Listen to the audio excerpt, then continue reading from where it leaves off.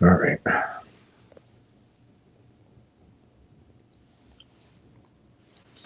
Guess I should do that. Just put that up. No, that's not what I want to do.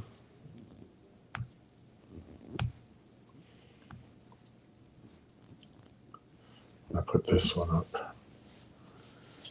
Here's the puppy dog. What a good boy. What a good boy. Just leave that for 1 minute.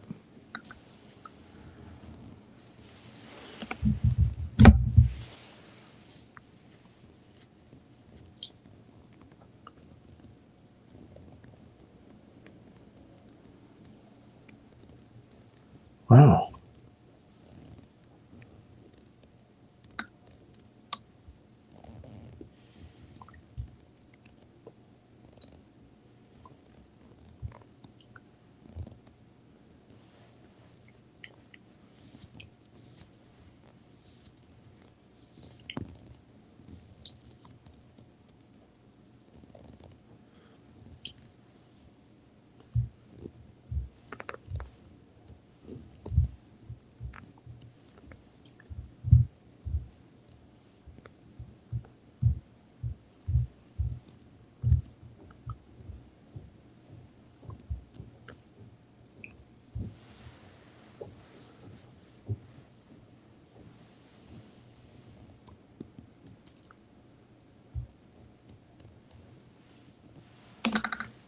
It's hard to read.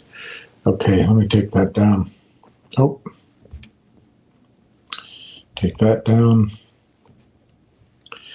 Hey, everybody. I just put up my Venmo. I appreciate everything everybody did last month. But my concern is my Wi-Fi and my StreamYard and my phone are all on the various stages of being cut off. So anyway, you don't have to do anything, but if somebody thinks about it, everything's appreciated because it's not a big number. It's probably a few $100s in total, but I'll manage through. It's just I might not be live for a couple of weeks, which is life. It's life. So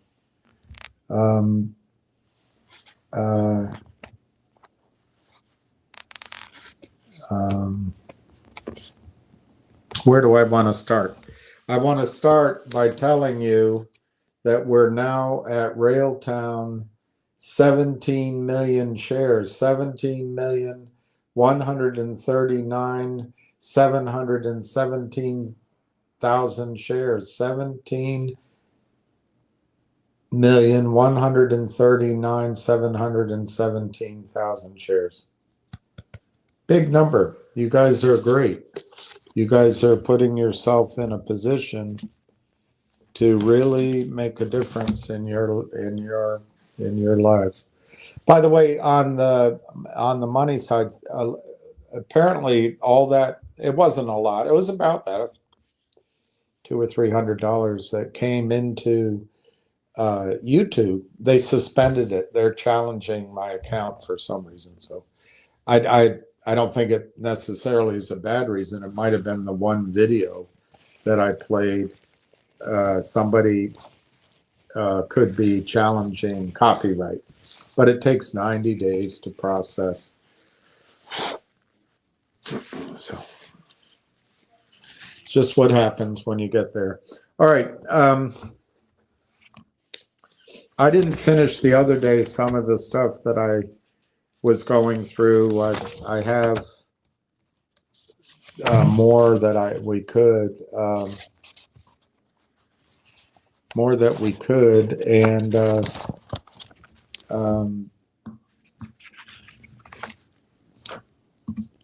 this may not be a long call. I'll take questions, but I've made a commitment to try to give this all the effort necessary until it's better. It's terrible what you all have gone through, but I really believe that it's a sorry, I should have organized my desk before I started. There we go. I'm basically ready to go.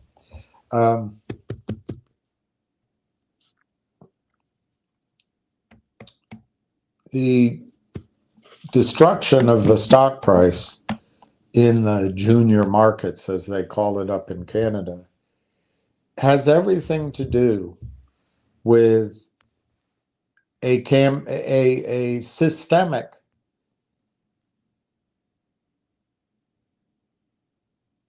illegal, I think, coordinated campaign by Wall Street, the very place you put your money, in aid of a handful of men.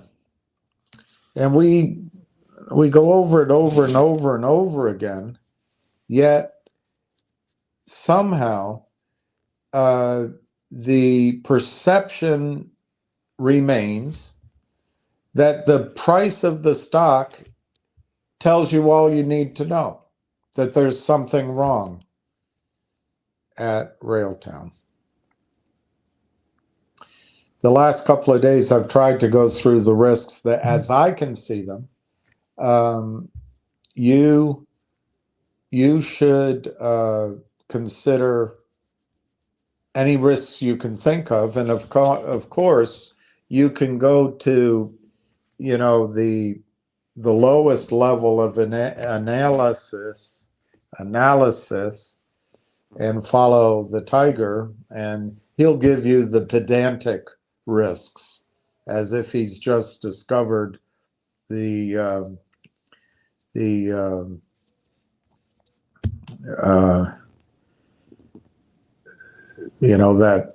that circular piece of rock that converted the Rosetta Stone.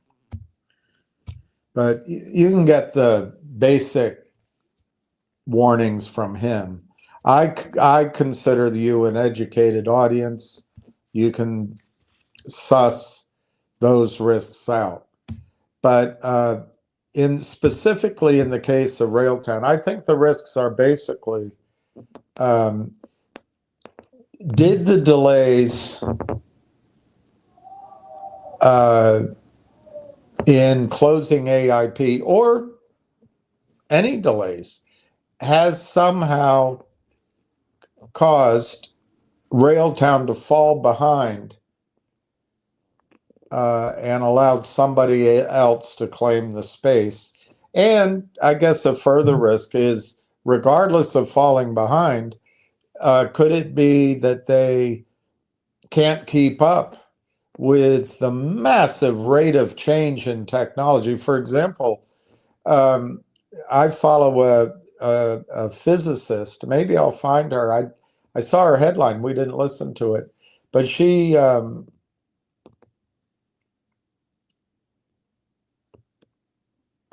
thinks large language models are a dead end. They're not going to do what people want them to do. Others think there's replacements. There's a guy that I met down in a professor down in Texas at Rice University, and I've had correspondence with him since. I was down with Chinese clients a few years ago, and he's amazing. I just really respect him. He's very smart, and I sat through his he had a lecture, and then he took us on a tour of his laboratories, and they basically invent things, and then and he's pretty nano material area. So I followed up with some nano material questions, and they invent things, and then they keep a percentage of the idea and hope somebody else develops it.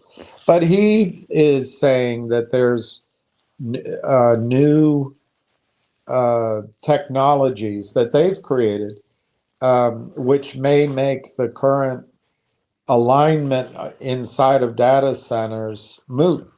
So the question is technology racing ahead of the dilatory team at Railtown, or even if they're running along at their pace, can they keep up with the rapid changes? That's a risk. That is a risk. However, I looked up, I didn't print it out, but I looked up how many companies Microsoft has purchased. And basically, they gave me a list, I think starting in the 90s, but it's something like 300 companies. And you go down the list, and a lot of they bought Hotmail, they bought LinkedIn, they bought, GitHub. But you go down the list, there's a bunch of names there of companies you never hear of again. So one answer to the question is those risks might be down the road, but the buying of the company could happen now. It's just a possibility. When you're in the middle of what they call and are calling an arms race, part of the arms race is to go buy arms and throw money at it and hope. It's not really a portfolio approach. It's kind of more like a shotgun approach, but you claim as much as you can and hope something works. But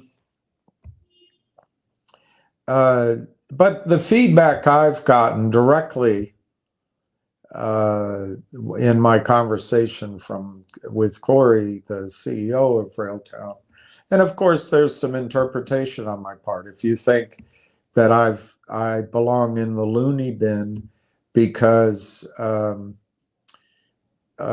didn't recognize, one, that the information and scuttlebutt that I was hearing and the connections to public information and the industry and Wall Street that I was making. If I didn't recognize that the stock, which started a year ago at roughly 38 cents and was volatile all year long, went down to 22 cents before I really started emphasizing it. And somewhere around 30 cents, went down to 20 cents before I started, I think. You have to look on the chart. But it spiked down one day or two in the beginning of the year. But then in June, the first week of June, when I started emphasizing it, I actually, got out of my quote unquote diversified quote unquote portfolio of 3 or 4, 5 maybe, sprinkled among all these stories, and such that I particularly remember, I think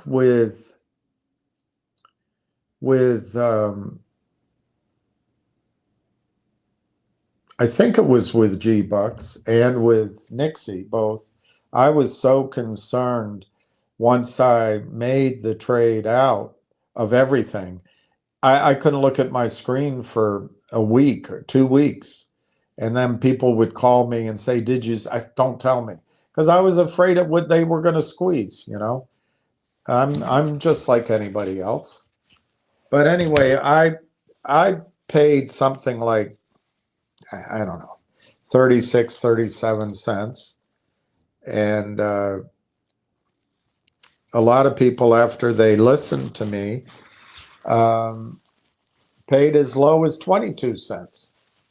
So that was June volatility, but I had an urgency which was premature.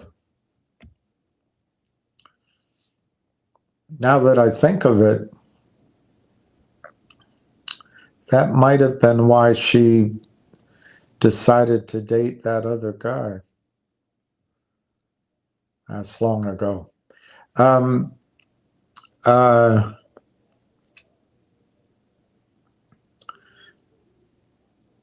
So the question is, why was I wrong in my urgency? And I submit to you that just because events did not materialize in the way I was so hepped up on, doesn't mean those events are not going to happen. And I would say it just because it didn't happen doesn't mean I was wrong. It didn't happen, but doesn't, my opinion, you can have your own. My opinion, it doesn't mean I was wrong that you needed to be in case it happened. It could have. It could have. The AIP deal stretched out forever, which I actually think was more the process, the nuts and bolts of running a company that I don't think a guy like Dr. Tom Core was set up for. I don't know if I'm not trying to blame him. I mean, he's got his huge brain power in excellence and AI and technology, but has he ever run a company? Has he ever dealt with trying to get 100 signatures? How many ever signatures? I don't know. Has he ever dealt with hiring a law firm and then being a hard ass with them? Has he ever been, does he have the experience running a company when he gets fed a line of, you know,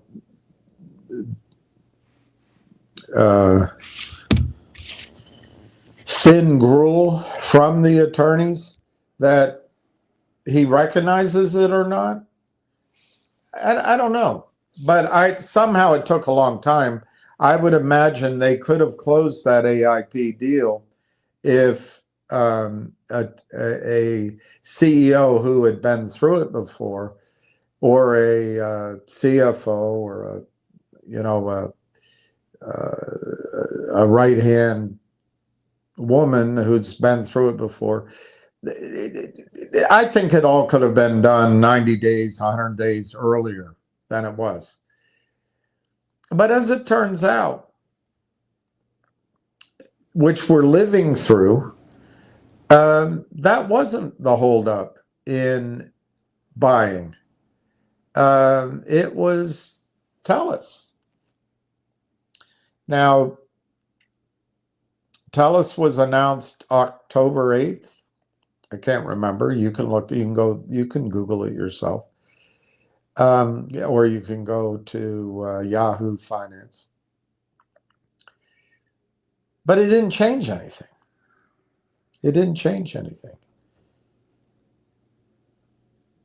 I'm of the opinion that the insiders at Railtown didn't tell anybody, but they might have. But I don't think it ever got out there that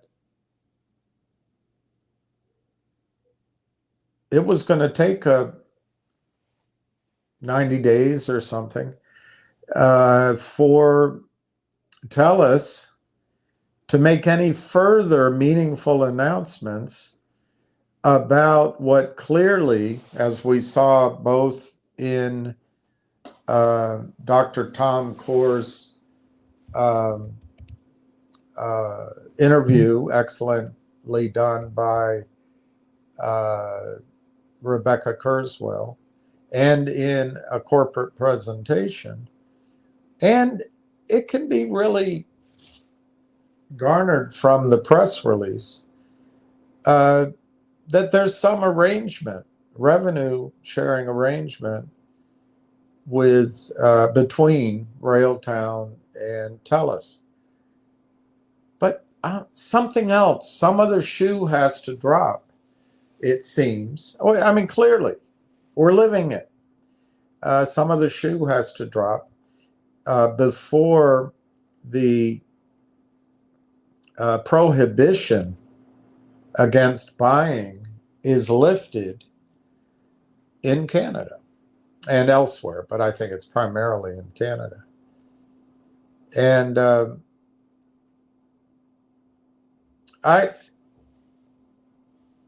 I had no way of knowing, and nor I think did most, that that was the case.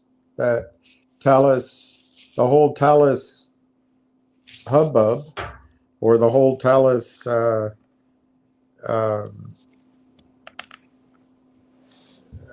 relationship was pretty involved. So it took a while, and still taking a while. I mean, the positive is many of you were building nice positions. And I think the other positive is it's just an enormously positive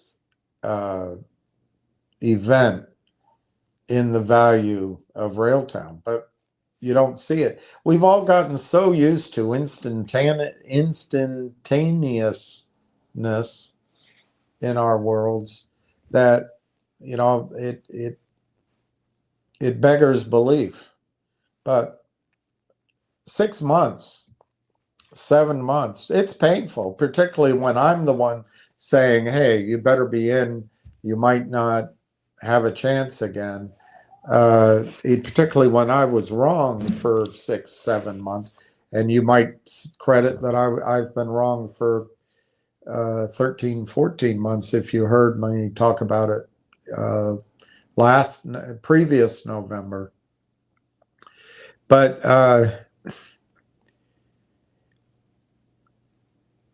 I really don't think you can judge results against whether or not the strategy was right or wrong. Results always have probability, and the timing issue is always an issue. I think it was correct to build the position when we did, but as things have it,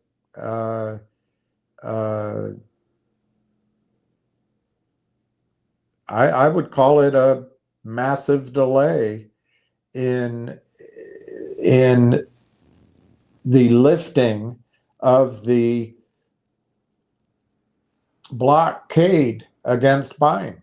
And that's been frustrating. And in the lifting of the company telling the story. I don't think it helps that the company talks directly to the shorts.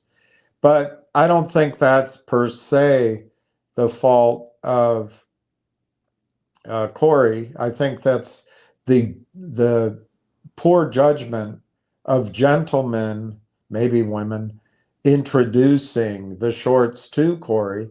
But those people are gentlemen. I guess I'm not. I have a low threshold in recognizing who's a short. I could be wrong, but hey, if you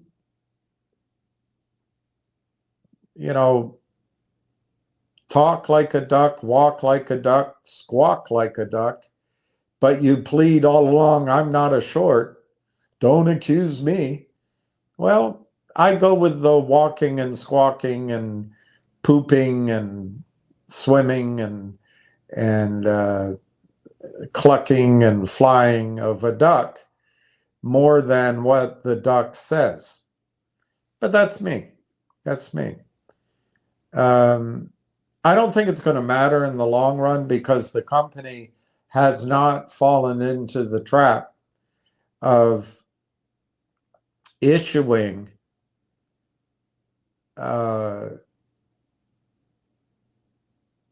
just floods of shares. In fact, the AIP deal came in under the acquisition cost of 50 million shares.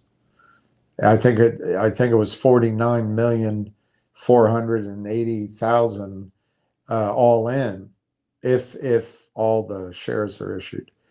And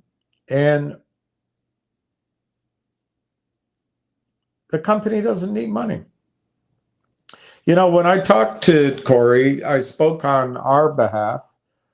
I probed. I said, look, we can raise money. I can raise money. He doesn't need it. He doesn't need it. He indicated, I wouldn't say he said it, but it felt like he can get all the money he needs. There's plenty of people that can step in. So I think we dodged that bullet that the shorts can do. And I think using the term shorts is not all-inclusive enough.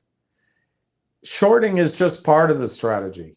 This is a whole battlefield attack on unprepared. It's like, I would imagine, back in the time of castles and feudalism, it's like the king opens up the castle and sends out his troops against various farming communities, and they can't fight back. So in that time delay, the traders, the day traders, and whatever the hell a swing trader is, all the impatient people, all the ones trying to do hot money, they say, well, there's something wrong. And then the cavalry of the criminal counterfeiters just come pouring up over the hill and wipe everybody out. And I've tried to fight against that. And of course, your only measure, and the only measure that they ask you to look at, is, well, obviously the tiger was right. It's going to be 20. No, he paid 48 cents. Nobody's correct. Nobody can call the market. But they can sure criticize with 2020 rear view mirror vision. Why do they criticize? They want you to be anxious about your holding of the stock. They want you to be disgusted with me, and because I'm wrong. I didn't get it right in 90 days. I didn't get it right in 6 months. Even 1 year, I didn't get it correct. Well, I never measured myself that way. All I said is, you better be in it. It's volatile. I think I even warned Steve when that was one of my reasons for suggesting that he better get in then. Although now it's cheaper. Well, I think he bought some at 22 cents, but I think it's essentially cheaper now than it was then.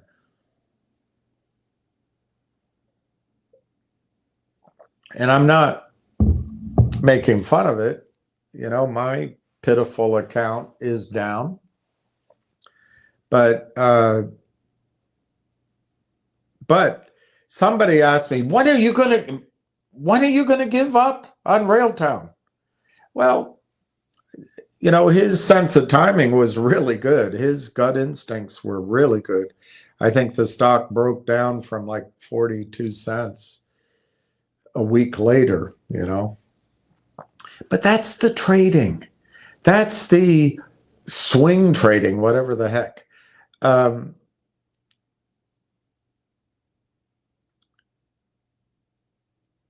There's a place for all that. There's a place for all that. But I don't think it's where you should be, most of you. All of you almost. Do you have time to swing trade?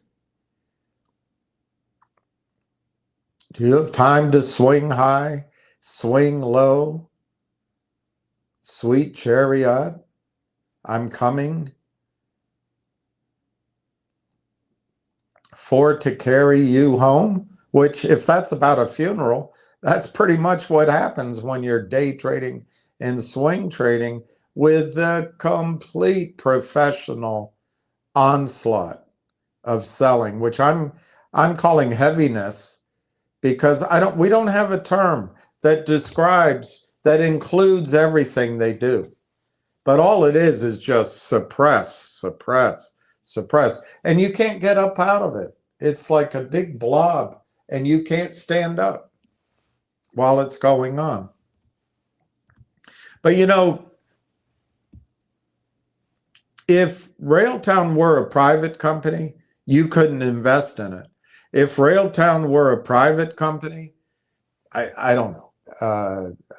Benchmark would have introduced them to IVP partners, and they'd have already done a deal at $1 billion valuation, and they would be scratching each other's back, the hot potatoing that stock story around and the investment around upward, which is also a poor excuse of price discovery.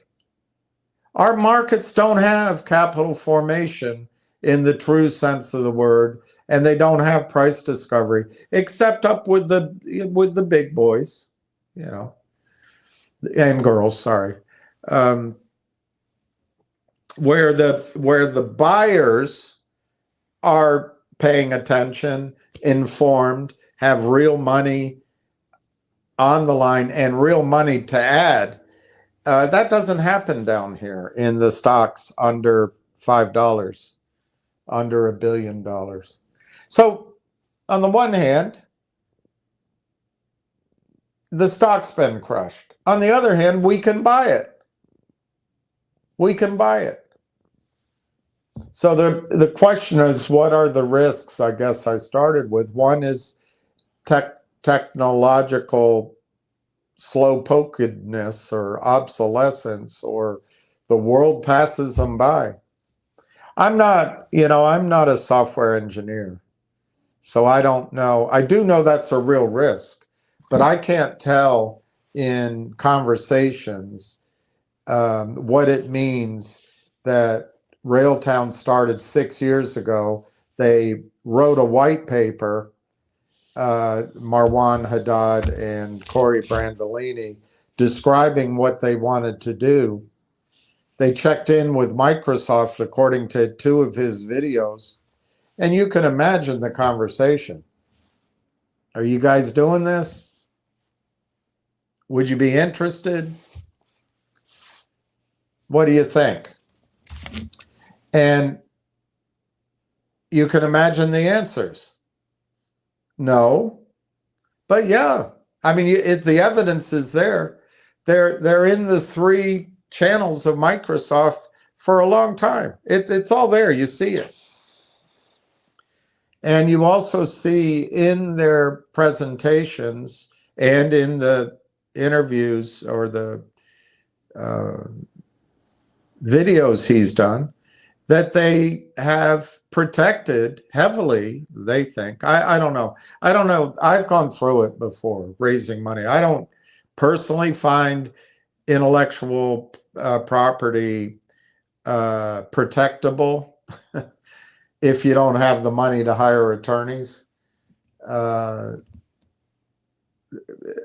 Typically, it's a very Hillary Clinton approach, campaign approach. Do what you want to do and ask permission later. But having said that, they did get early on the IP protected. One would presume they did it in conversations on either side of the activity with Microsoft and maybe with others. So I think this truly is a company who has created something special. I'm a poor one to judge software. I can barely type. But I can sense markets and sense trends. As my Chinese investors said, you have very good nose, but you not ABC person. You not ABC person.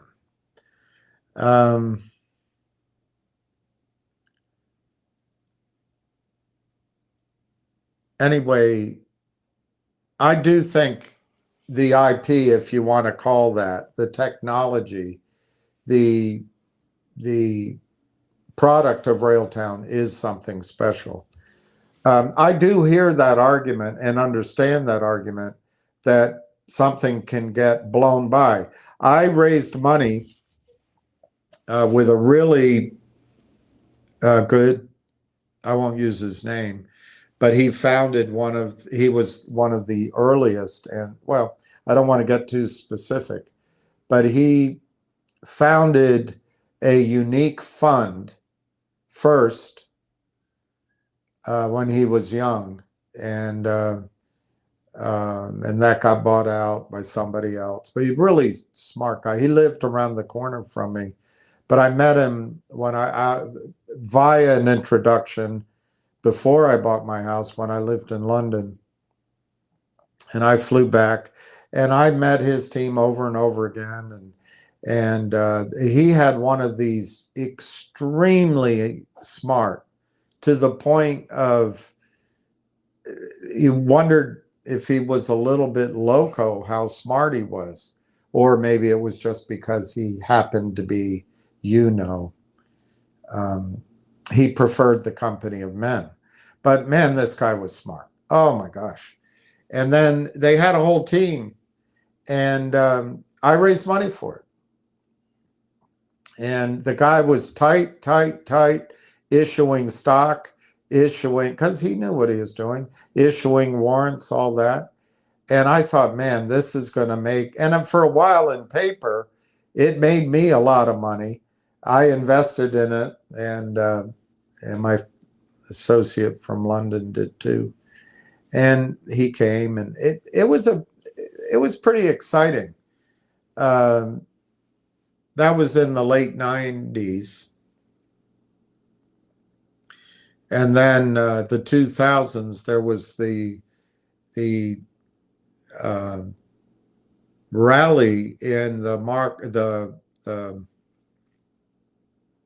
dot bombs, and then there was the crash, and you couldn't find money for, your mother's birthday. After that, everything dried up. And I think he asked for some more funding, and I think we gave it. But it was, I don't remember the valuations, but it was not like it leapt up in value. But it kept the offices and the team together. And it was, what do I know? We watched it on the screens, and we, bought into all that. And there were other companies we were funding, so it wasn't like it was the top of my associates' agenda, but I thought it was terrific. Well, the guy, and I don't want to give clues because he's still active. He's out there, good guy. And so I don't want it to be misinterpreted one way or other. But he wouldn't let go of his company. We suggested, don't you want to sell, or don't you want to turn it on and go get a lot of customers? No, we got to do this, or we want to do that, and we don't want any competition. What they developed, and they got IP for, by the way, they patent it. Anytime a company or an individual goes out by phone or by the internet, or I suppose by the regular mail, but it was mostly in the technological sense. One of the patents they got, anytime you go out and request a lot of people to come back to one location for, let's call it a conversation, they patented that. And they patented if from there you notify that group of people with, I don't see, I don't have the terms, but they had 3 or 4 patents around um, drawing people into a location, but also then sharing that information out to a broad group of people. There's a bunch of uh, technology terms I don't quite remember.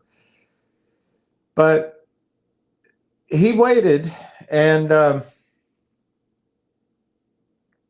still thought, man, this is going to work. This is going to be great. And it's particularly when you sat down with the 2 brains behind, and the one in particular behind all the software. Wow, this is pure genius. And but you know what happened? Guy named Zuckerberg started stole, I guess, according to the movies, his technology from his roommate after they tested it at Harvard, and then opened it up to the world. And Facebook became a phenomenon. Yeah, I guess it still is. And it's the exact same thing. And to this day, I ran into my friend and gentleman. He couldn't go to the movie. He can't talk about it. It's so painful, which I understand that kind of pain, because he said, we had it. We had that's exactly, it's that same thing. But I would argue he held on too long to perfect it. He should have gone out with it. He should have gone out, as my dad used to say, it's better to get a C paper in on time than an A+ paper in late, something like that. I never listened to him, but and he probably always had A papers, I would imagine. But I get his point. It's better to get it done in time than try to make it perfect. And so now I just have worthless shares, and I suppose the warrants all expired. That'll never be worth anything. We had a follow-up meeting, all hands on deck, probably in 2007, maybe, or 9, 8, somewhere around then, where I didn't fly in, but others flew in, and we hired a team. I think one was an attorney at a powerful law firm, but it was a team of, they were all guys who would pursue, too late, one would presume, licensing agreements, because the intellectual property, the patents existed, and they were being violated. And so this team would go up against the Microsofts, the Facebooks, if you think of it, even Gmail, but all these companies using this technology. But you've got to prove that they knew your technology and that it's the same, and that they didn't come to it on their own. It's complicated. But we thought, oh, okay, and you had to give these guys, I think, 60% or 50% of the revenue. But the idea is you get a licensing agreement late, but at least you have residuals off of revenues. Nothing ever came of it. I mean, we had hopes, but nothing ever happened. So I'm fully aware of the risk of the competition blowing by you while you're perfecting your technology, or if they beat you in technology. And that's just one example that I've experienced. So I understand it from an investment standpoint. I was going to be bloody rich from that transaction. But just like the founder, you end up with a handful of sand that sifts through your fingers. So I'm aware that is a risk for Railtown. However, I don't think it's, I don't see it, I don't perceive it, particularly in this sort of 6-year window where they were ahead. Langchain, the closest competition, supposedly started 3 years ago, but it was kind of an idea that accidentally became bigger. Whatever his name is, I can almost remember it. He admits that, the CEO. And when the funding came, both tranches of the funding, it was for development of the product. So I'm not disparaging it. I'm just saying that I do not think that Railtown's timing has left the door open for any competition to beat them. That's one. Two, I've tried to show you over, and Ward Richardson has shown you, and others, the addressable market is the planet. It's the world's largest financial, that's the wrong word. It's the world's largest economic market. Software development, computers, whatever you want to call it, technology, whatever you want to call it. It's the world's largest. And to be very simplistic,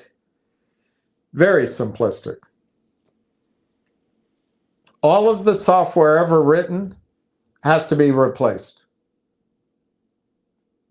All of the data centers ever created either have to be upgraded or replaced. And even once that's finished, that whatever that is, the market is going to expand exponentially. I mean, just look in your own life. 15 years ago, you didn't know what an email, well, I don't know the timing, but you didn't know what an email was. I guess the government had used emails from the 50s, but you didn't know what it was. Now, all of a sudden, you got to store them. You've got to pay money every year to put it in a cloud. It used to be in your computer, but now it's in a cloud. And if you had it in your computer, like I did with Microsoft, you lose all of the stuff in your computer when that blows up because it's not in the cloud. So now you realize you want it in the cloud, and it just keeps growing. The market is, I don't know the word for it. The market is planet-sized, but it's going to grow. So there is room for Langchain and Railtown, and there are some others, but I tried to look them up before I came on. I couldn't find them. I only found names of 2 or 3 others that I ever saw when I was reading articles. But they're all stabbing in the dark. They're all trying to create products. Did you hear Jensen Huang talk about frontier? They're always going to the frontier. That's basically, they're all experimenting. They're going to the edge of what's necessary. But I think, unlike the example I gave to you, this group of guys, there's one girl, Rebecca Kurzweil. I don't know about the engineers, but this small team started early. They are they have been going out testing their product. They have been seeking customers. It is battle tested. They didn't hide it. And then they're willing to, I think, willing to sell the company. So I think it's different than my experiences, but others have their experiences. What's this mean? Women always say, it's my lived experience. What else the hell is it? It's your experience. My lived experience. You could say it's what I lived, or it's my experience, my lived experience. Anyway, others have experiences in their backgrounds that can attest to that risk. But I don't think it's here for the reasons I said. I think they spent their 2 or 3 years developing, and they have a product, and using their words, it's battle tested. Also, the market is just so big. It's like any market out there, except for the oligarchy markets here in the United States that are protected by the banks and the government. We don't have a free market anymore. But back when we did have free markets, you had lots of automobiles and brands out there. You had a lot of different financial service providers, a lot of different healthcare providers, a lot of different drug manufacturers. Now I know it's all concentrated. That's the benefit of lobbying and an ineffective central government. But anyway, there's plenty of room for competition. Railtown doesn't have to take the whole field. There's plenty there in the, I guess that's a second point. There's plenty there in the race, the arms race, that a Microsoft would try to buy Railtown. I'm not saying they would, or a Facebook might, or an Amazon might, or a TELUS might, just so their competition can't have it. Also, they can incorporate that technology in what they're doing. You just saw NVIDIA paid $20 billion for a company that doesn't even integrate. It has no utility in what NVIDIA does. I read it to you yesterday. Why'd they buy them? They don't want an alternative platform to become available to the world. So there's an arms race to buy, not only to improve your own product, but to get it out of the hands of the others. And a lot of this stuff gets put in a presentation, gets put up on a shelf, and it never really, becomes a lived experience at the company. It just sits there. But it's there when you're presenting to investors. So a lot of money is going to be spent. A lot of money is going to be spent. And I guess that's a third point. A lot of money is going to be spent acquiring companies for absurd, in my opinion, absurd valuations, whether or not they ever get used, their technology ever becomes standard. I mean, was it Betamax and Blu-ray and other things? Who uses that anymore? Who uses anyway, you get the point. Also, one reason I told you in June that I really liked AI, Railtown specifically, but AI in general, was a colleague of mine from my old office sent me his analyst's promotional piece on robotics. And I gave you the name of the analyst the other day. I can't remember it.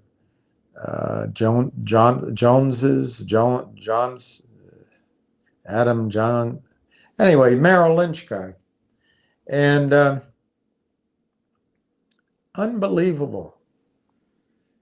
His message basically was the first stage of AI was putting all the information in the world into, I guess, this data bank, widely dispersed.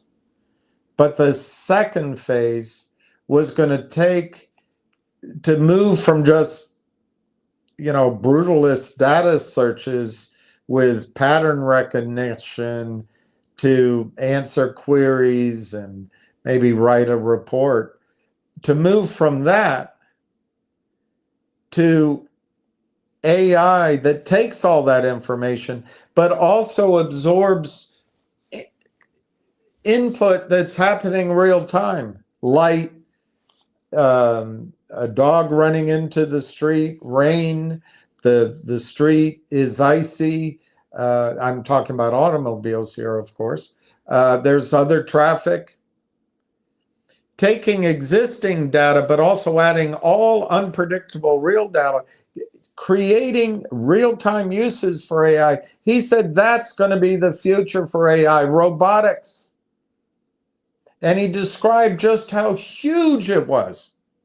I've shown you the video more than once. And again, what an addressable market it was. So I knew from my experience, my lived experience, that this signals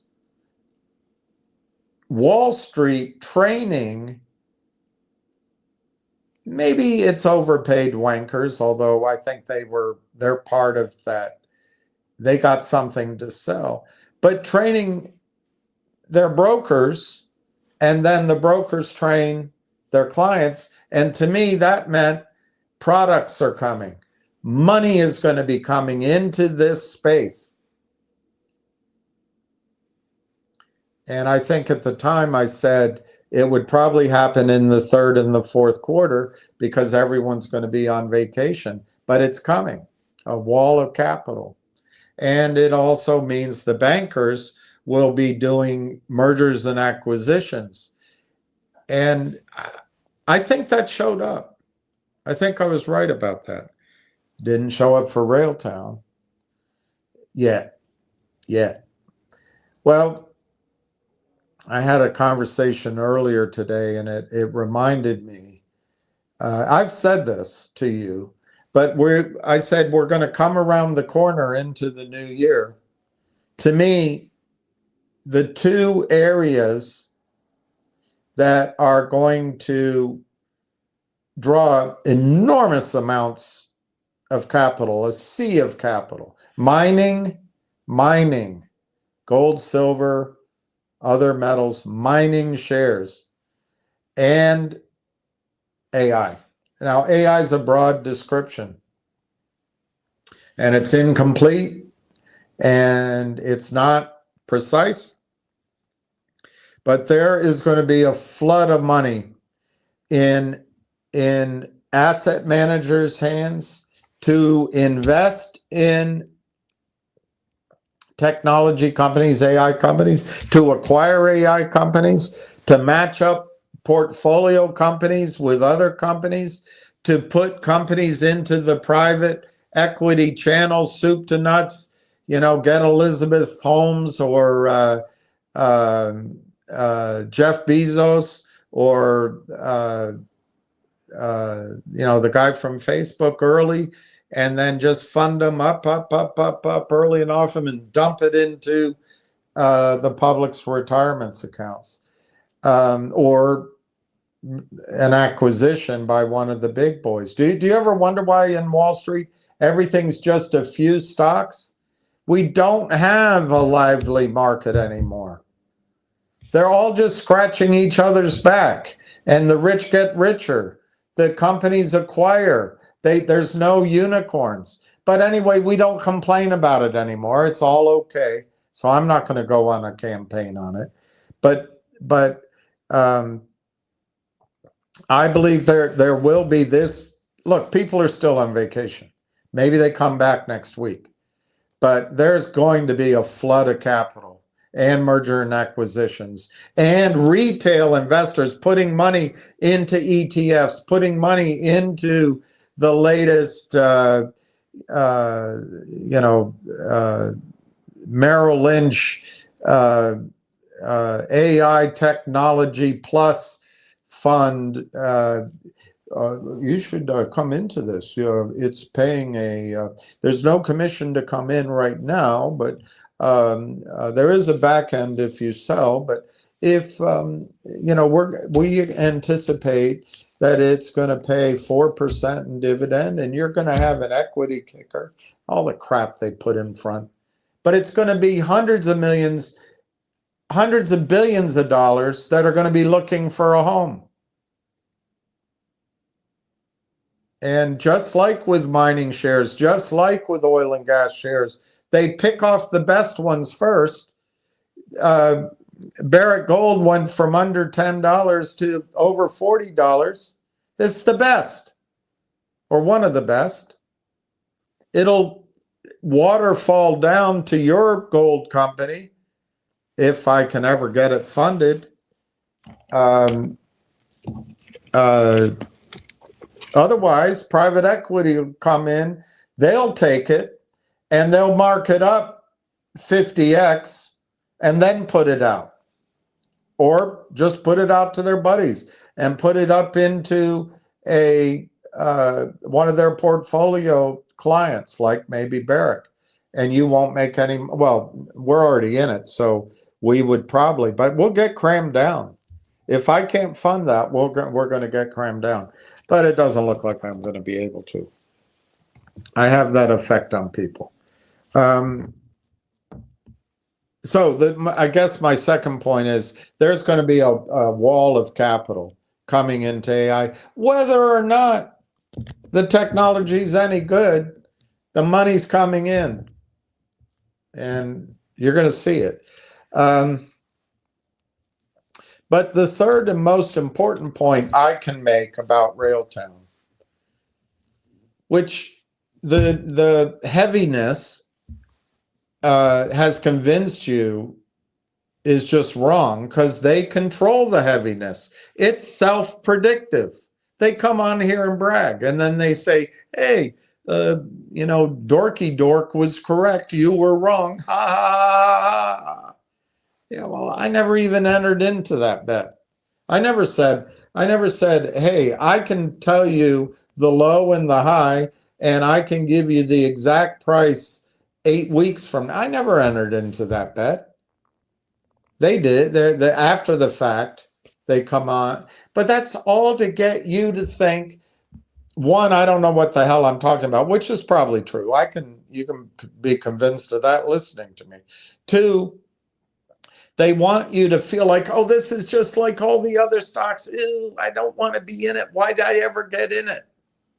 Three, when the stock goes up, you get out when you break even, helping them close out their shorts. Remember, they've been shorting it all the way down. And their campaign goes on longer than 1 week or one trade. And it shifts to other towns. The king's men go raid from town to town. They pillage. They take the purity of many a young maiden along the way, and that's what these guys do. It's just an electronic way of stealing from the peasants, and then they go back into their fort, protected by attorneys, and you think it's normal, and it's all in the price of the stock. The biggest single reason that I think's amazing, LangChain, which is very successful so far apparently, is having to do promotions via Sequoia or whoever's paying for these articles. And they have a lot of user acceptance out there, a lot apparently. But it's, you know, it might be hagiography rather than really precise. We don't know. But Railtown's meeting acceptance as well. They are increasing users. But suddenly, Railtown has an opportunity, rather than picking up companies or enterprises or developers a dozen at a time, 5 at a time, 1 at a time, 1 meeting at a time, 1 conference at a time, they suddenly have a chance, instead of going after those users who are extremely valuable, small, medium-sized enterprises, big enterprises, 1 developer, development teams, that's extremely valuable. They're great. And maybe the payout from time to time could be greater. However, Railtown has a chance to glom on to the interface. And I'm going to show you some things that I couldn't find it when I Googled it, how critical it was or not. But apparently it's very important what they provide, particularly observability tools, the orchestration. That's why it's called conductor, orchestra, orchestration. The orchestration frameworks, the Rail engine and Railtracks is kind of how I described AI, the original AI, which is just data and pattern recognition. Railtracks is processing real-time inputs along with that data to make decisions with, where you don't have much margin of safety, and the observability tools make sure that happens. It's all of a suite. They rather than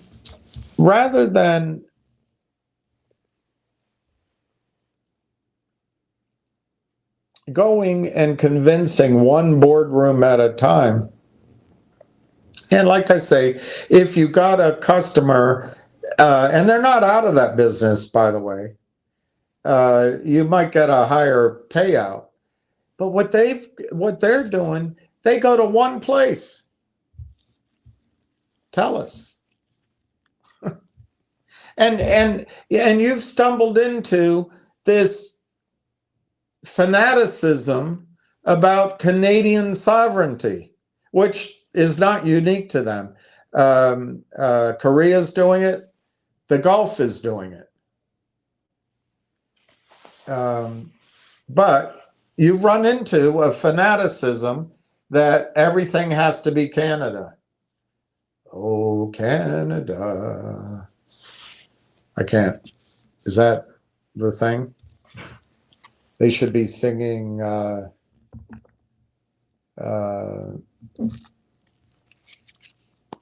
oh, say, can you see?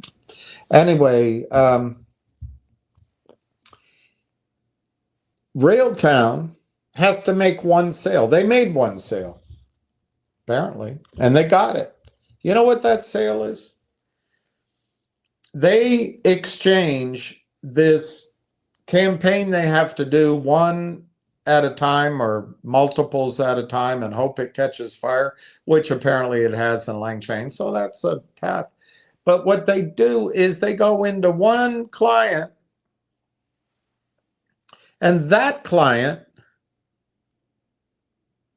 goes to get the shared clients.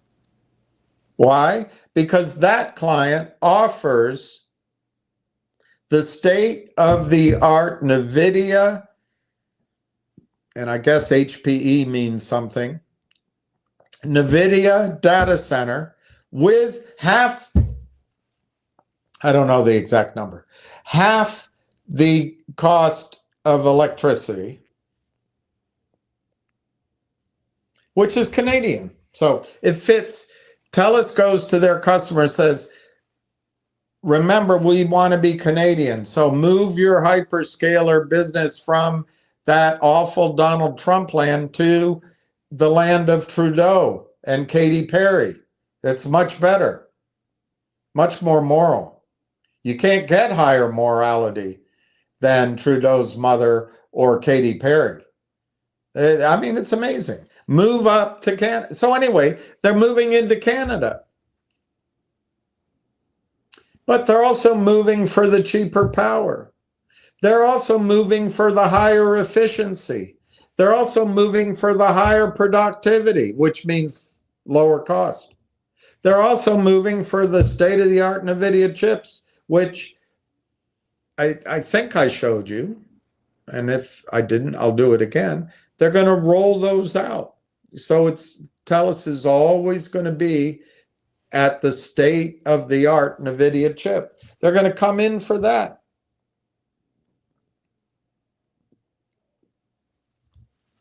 It's not exclusive, by the way, on Railtown's part. In other words, let me just throw this into your head. The only way TELUS can make their relationship with Railtown exclusive is to buy them. Otherwise, Railtown can go to Bell Canada and Rogers Communications and a myriad of smaller data center providers. But anyway, sticking with TELUS. A guy like Lang Chain has to prove the concept one developer, one enterprise at a time. And it seems to be working and it's catching fire. And Railtown's been doing that too, by the way, and will continue to. But in this case, Railtown has to prove its utility to one customer, TELUS. And then TELUS has, depending on whose data you believe, do you know that in Canada, if you have internet, it has to be provided by a Canadian firm? So all Canadian businesses likely have a hookup with TELUS. I mean, there's Rogers and there's Bell Canada, and there's maybe some other small ones.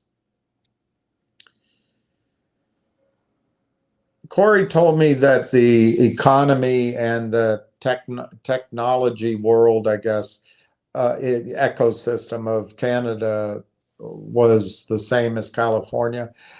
I don't know what he meant because I don't think it's true, but Canada is certainly in the top 11 of economies in the world, if you measure it that way. And so it's big. It's big. So you can imagine that TELUS has the clientele, as they may say in parts of of Canada,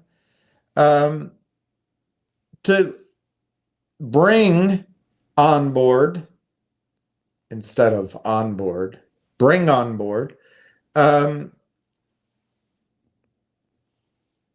dozens, but tens of thousands, hundreds of thousands, maybe even millions or tens of millions of customers all at once. Talk about scale. Talk about scale. And then think of this. Railtown's target market, which it'll continue to do, developers and enterprises and all that, But Railtown's target market becomes other data centers, other hyperscalers worldwide.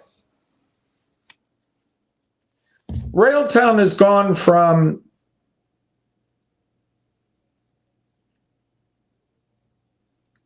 selling to retail to selling, I don't want to call it wholesale, but selling, maybe wholesale is the right word, just selling massively one data center at a time. So if, and I believe it's going to work, if it works, Railtown's next customer isn't competing with LangChain, although LangChain could suddenly be on front of these data centers somewhere too. I don't know. But Railtown's customer is the next hyperscaler and the next hyperscaler in the next country. So not only has Railtown jumped from sort of retail politics to the whole national global politics, I don't know what they call it, but they go from one handshake at a time to a whole campaign via one data center, but their addressable market becomes thousands of hyperscalers and data centers around the world. You guys, it's just huge. Now, they're probably not the only one, but they're the only one we can invest in. They're the only one we can invest in. All right, let me go to your comments. Let me open up my page. In case you tell me anything.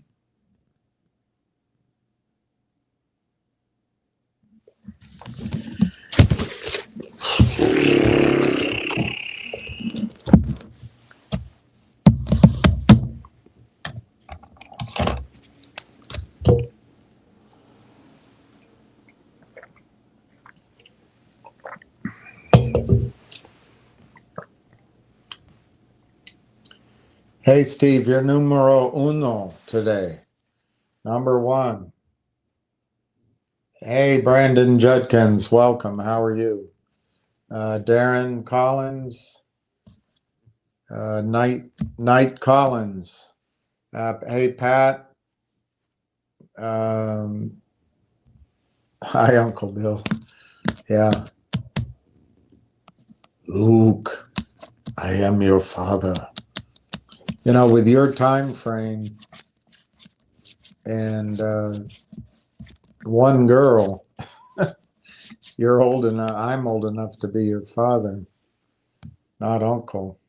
Brandon Judkins, going to rally on Monday.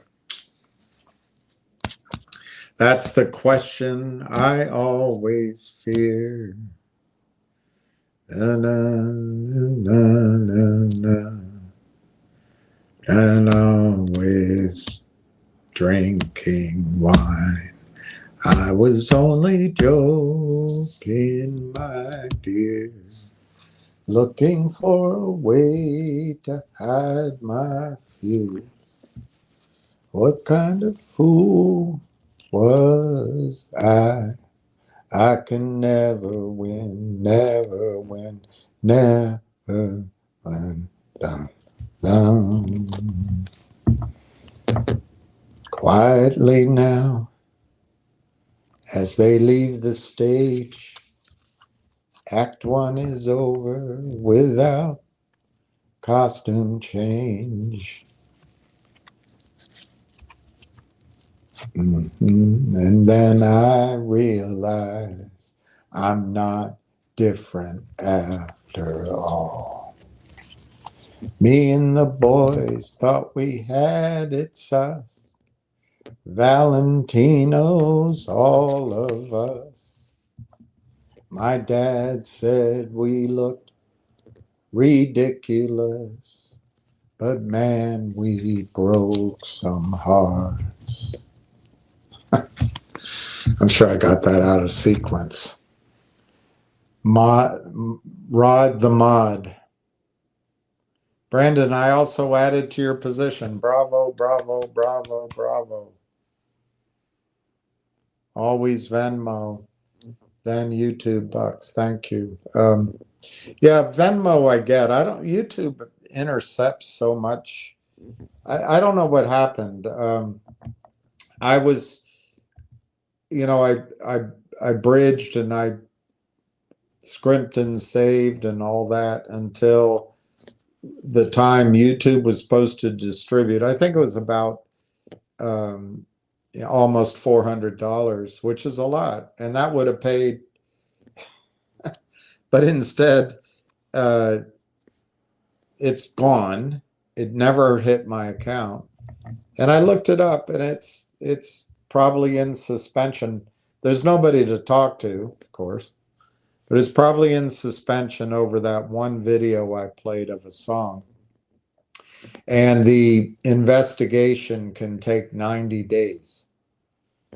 So instead of getting that, which was very kind of everybody, and I assume I will get it eventually. I now have an overdraft at my account of $440. So I don't know. I just got to get through this period of time. Who asked me about, am I going to the rally? Slipping Sally through the alley. I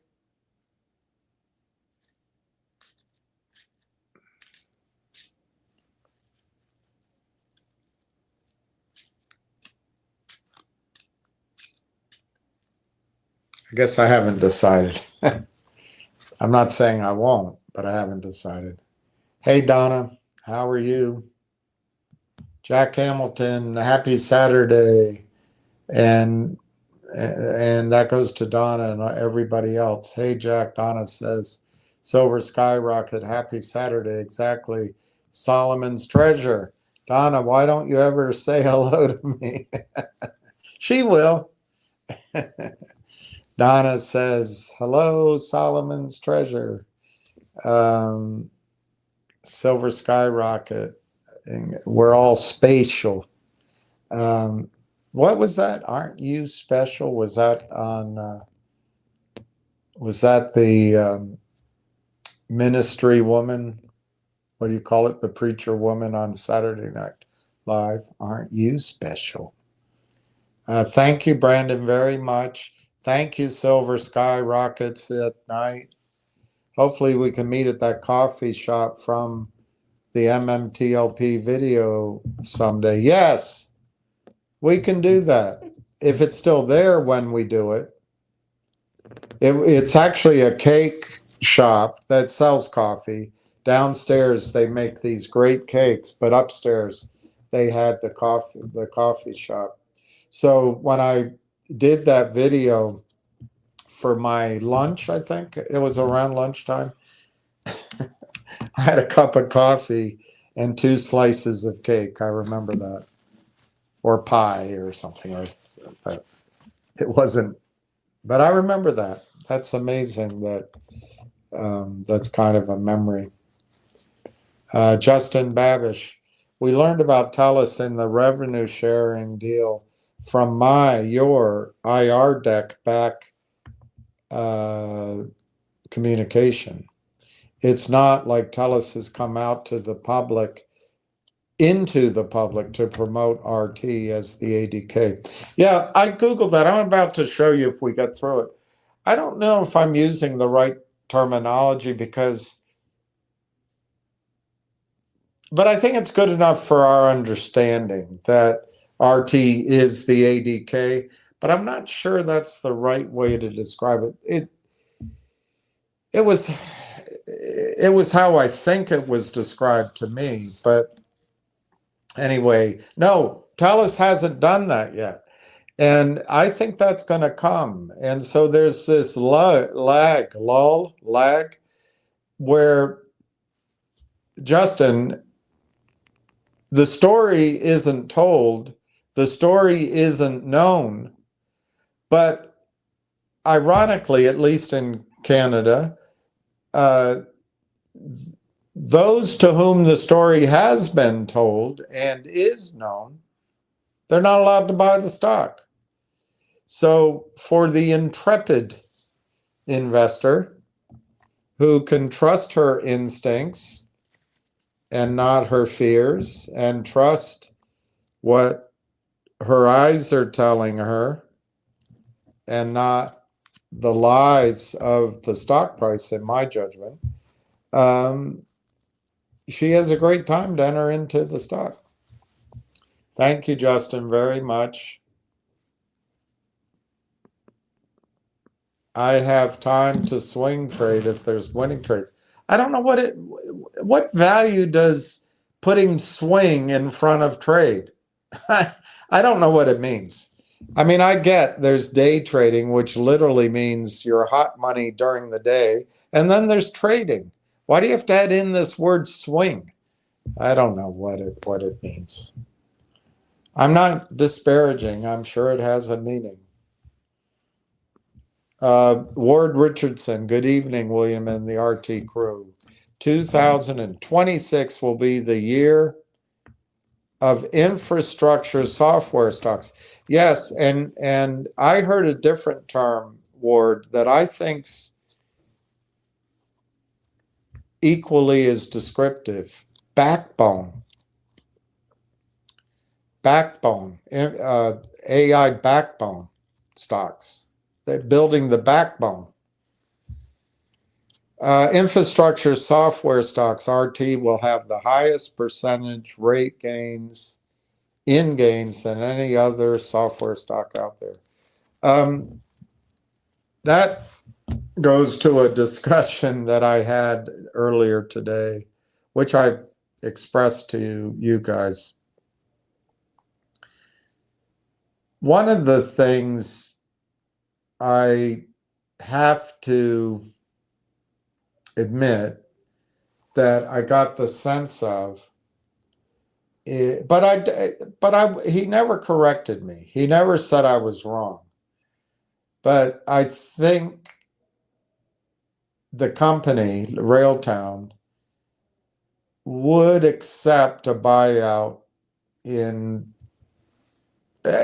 look, they can't do it without a shareholders vote.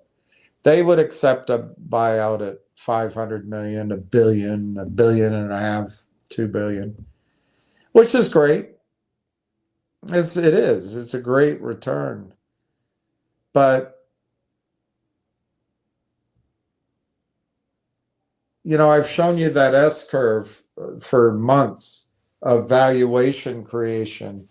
And I would hope that after 6 years of striving and suffering, and that they don't just take the first deal, that they let it go up the valuation curve before they sell. And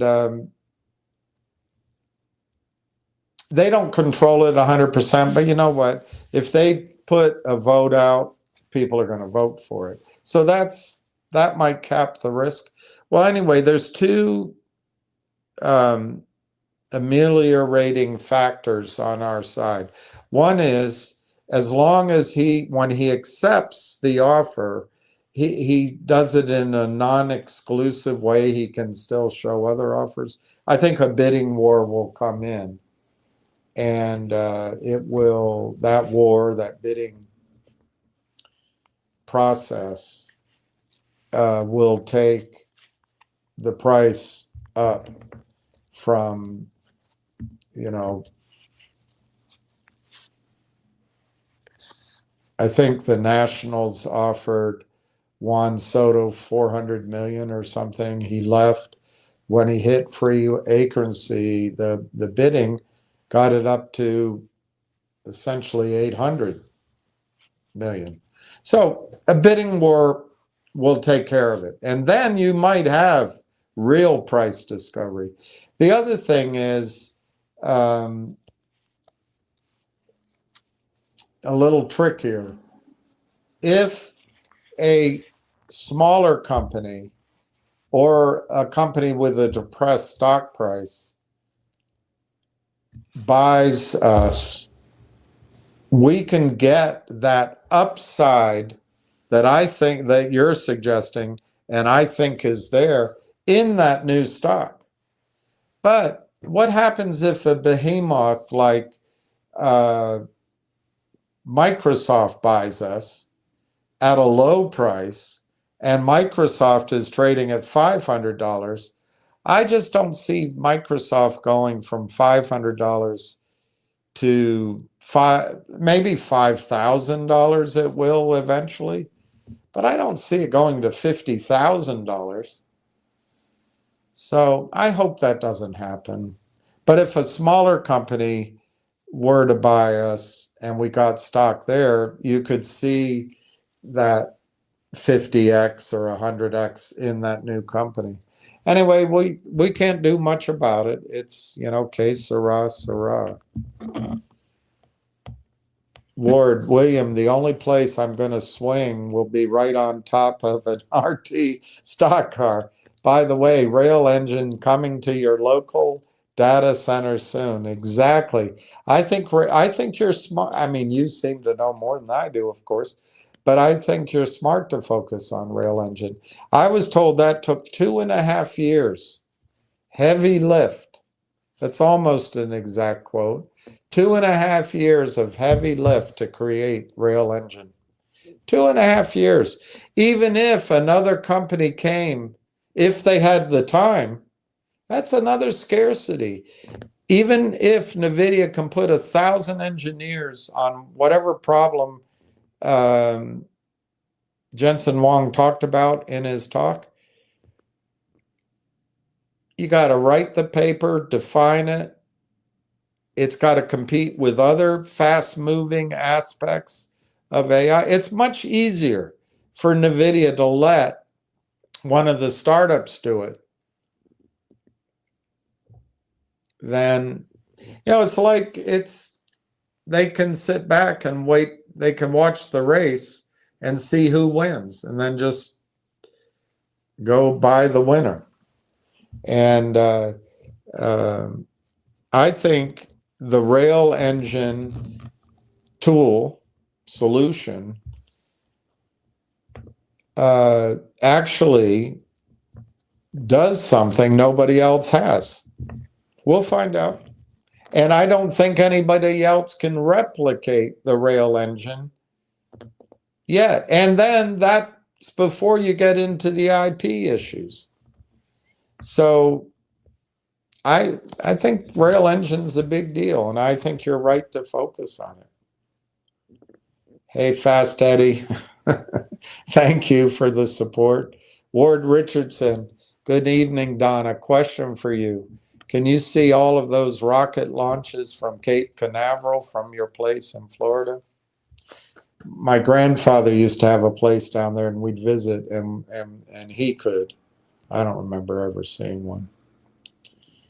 Donna says, good evening, Ward. We can see the plumes in Umatilla.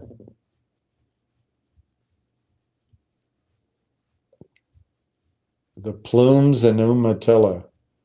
That's the start of a cowboy song.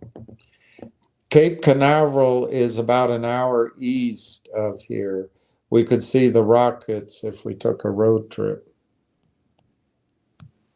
Donna, that must be a spectacular sight to see in person. It's, what I was told by my grandfather, and it's not only seeing it, it's the whole ground shakes, the whole thing. Donna, I bought this stock so I can enjoy my retirement and not have to watch it all day. I'll buy more Railtown and vote in elections and enjoy my retirement. That is right.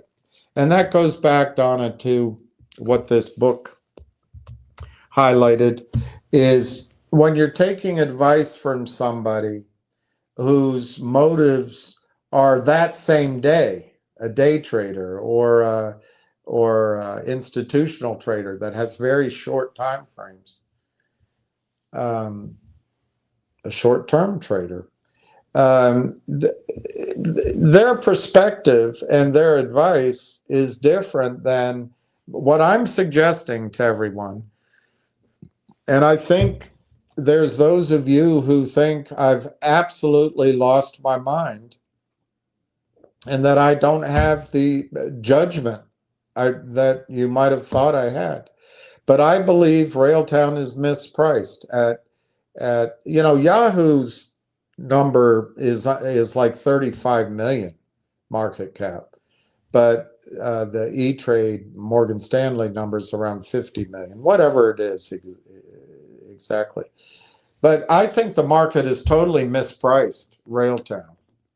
On the other hand, I can see the argument, and Corey reminded me and educated me that the private equity valuations, he didn't say it, but I will, they can be puffed up because he did say they're all self-fulfilling. They're all self-fulfilling. And that's a good point. But anyway, that's at $1.25 billion. And according to Yahoo, Railtown's 35 million or something. Something's askew on the treadle. You can at least maybe agree that they belong somewhere in between. And by the way, the Lang chain valuation was priced over the summer. It's not stagnant. Probably the next round, and they're going to need more money, the next round will be at a higher valuation. And then if you were listening to Boo Birds, they say, well, that's dilution. But it's at a higher number. Remember, companies that are growing need their currency, their thing they can sell is stock. It's not dilution. What matters is what is the money for? There's two things that matter to me. One is, what are you going to do with the money? Use of proceeds. And how does that lead to meeting milestones? The other thing that matters to me, after you do the financing, can you define the denominator? Is that number of shares definable? If it's not, you're in trouble. Donna, Ward, Wayne and I will be seeing rocket launches next week. When it's cooler, we're going to a state park where 700 manatees winter. Is that the sea cow? I'm glad there's 700 of them. I don't know how they get away from getting run over. Don, I read today the protesters are coming to D.C. tomorrow. I thought about the MM. Oh, really? ICE protesters?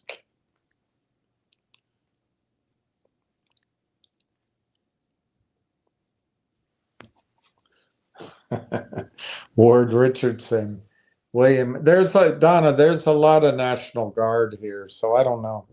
William, I missed an hour of the show the other day. You brought up an article about robotics going to be $25 trillion. I think, if I remember correctly, that was a McKinsey article. I have it. I can find it again. $25 trillion by 2050. Unbelievable. $25 trillion, which brings in, if everybody believes that's value, that solves our deficit and our GDP problem. The church lady on the SNL, that's who it was, the church lady. Well, aren't you special? IBD cartel, how are you? It almost looks like behind you almost looks like a Christmas card.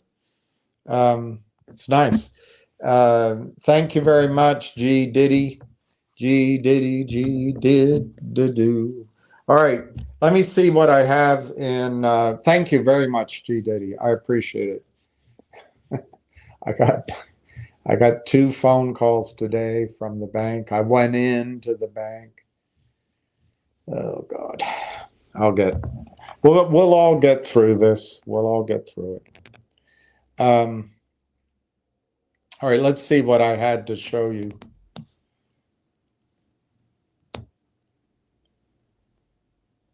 Step right up.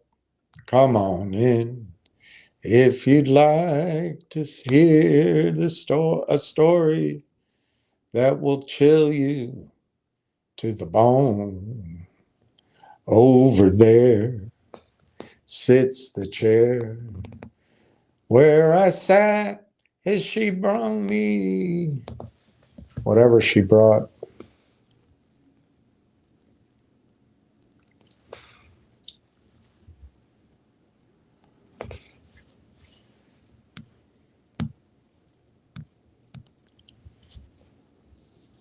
Huh.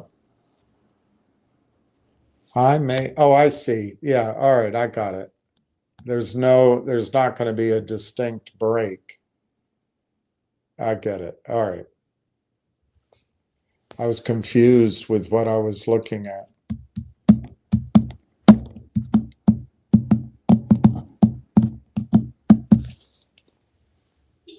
So here I want to show you yet again my interpretation of this chart, although one could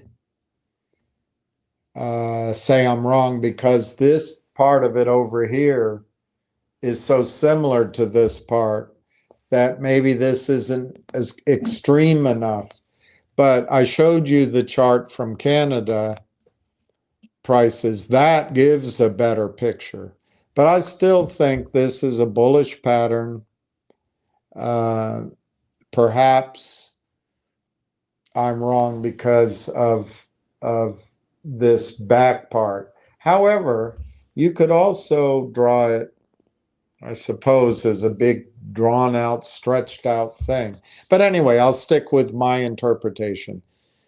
I think this is perhaps not as convincing as the chart of Railtown in Canada, but it's pretty clean here. It's pretty clean. It's just a little flat compared to the one out of Canada.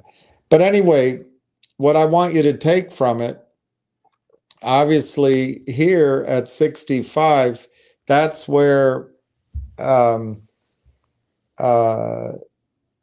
don't see yeah, it's down here, the dates. That says October. I didn't realize it got almost to the high in October. Unbelievable.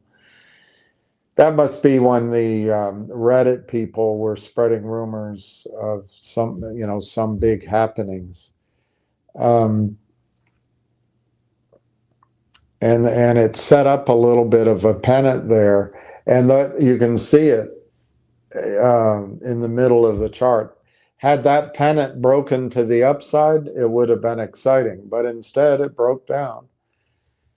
And anyway, this declining wedge is a very bullish pattern. And my way of, and I'm not a technician, I don't know what the hell I'm talking about. If you want to day trade, go listen to somebody that knows what they're talking about. But in my opinion, at some point, this stock is going to break that upper trend line. Also, look, though, you have to admit, one has to admit to themselves, they can also drag that down for a period of time. It can also be, ever lower, lower, lower, lower. But it won't break this pattern, depending on how you draw the lower line. I might have it wrong, even if the pattern exists. But it won't break to the downside unless it breaks that lower support. But there's room for further downside. More importantly, there's room for further sideways action. But if it goes sideways, it's not going to be at this price for too much longer. If my line is drawn correctly, it needs to go down a bit, unfortunately, to go sideways.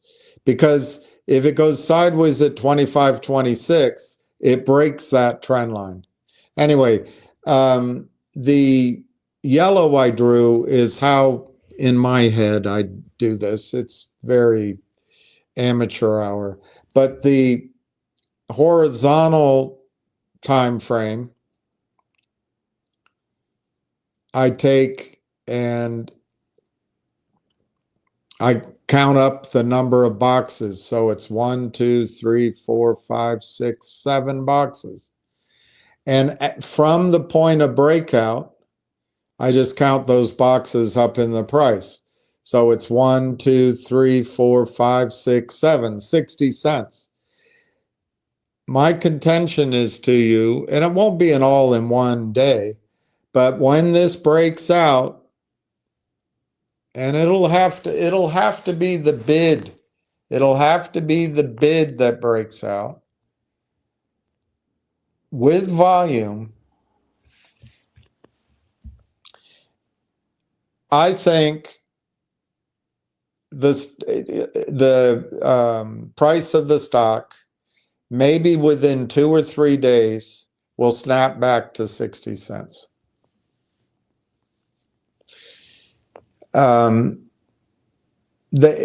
It's possible it breaks out one time and then comes back underneath. That could happen. So it's a decisive breakout. I think after a decisive breakout, I think it goes to 60 cents. And if you think about it, this is a lot of, it's like pulling of a rubber band and it snaps back. But this is a lot of selling. And in a normal market, the selling gets tired. There's nothing left to sell.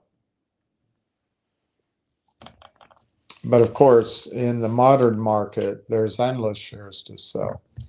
Well, the second thing, if you think about it, that goes on, which does, you may not recognize it, but the computerized trading, they know these patterns.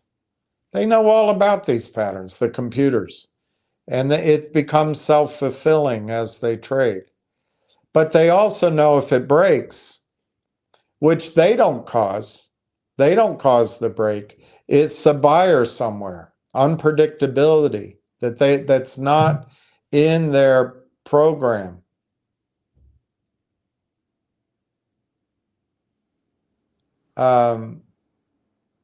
As it breaks, the computers actually, unlike you or me, I'm not picking on you, unlike you or me, the computers immediately recognize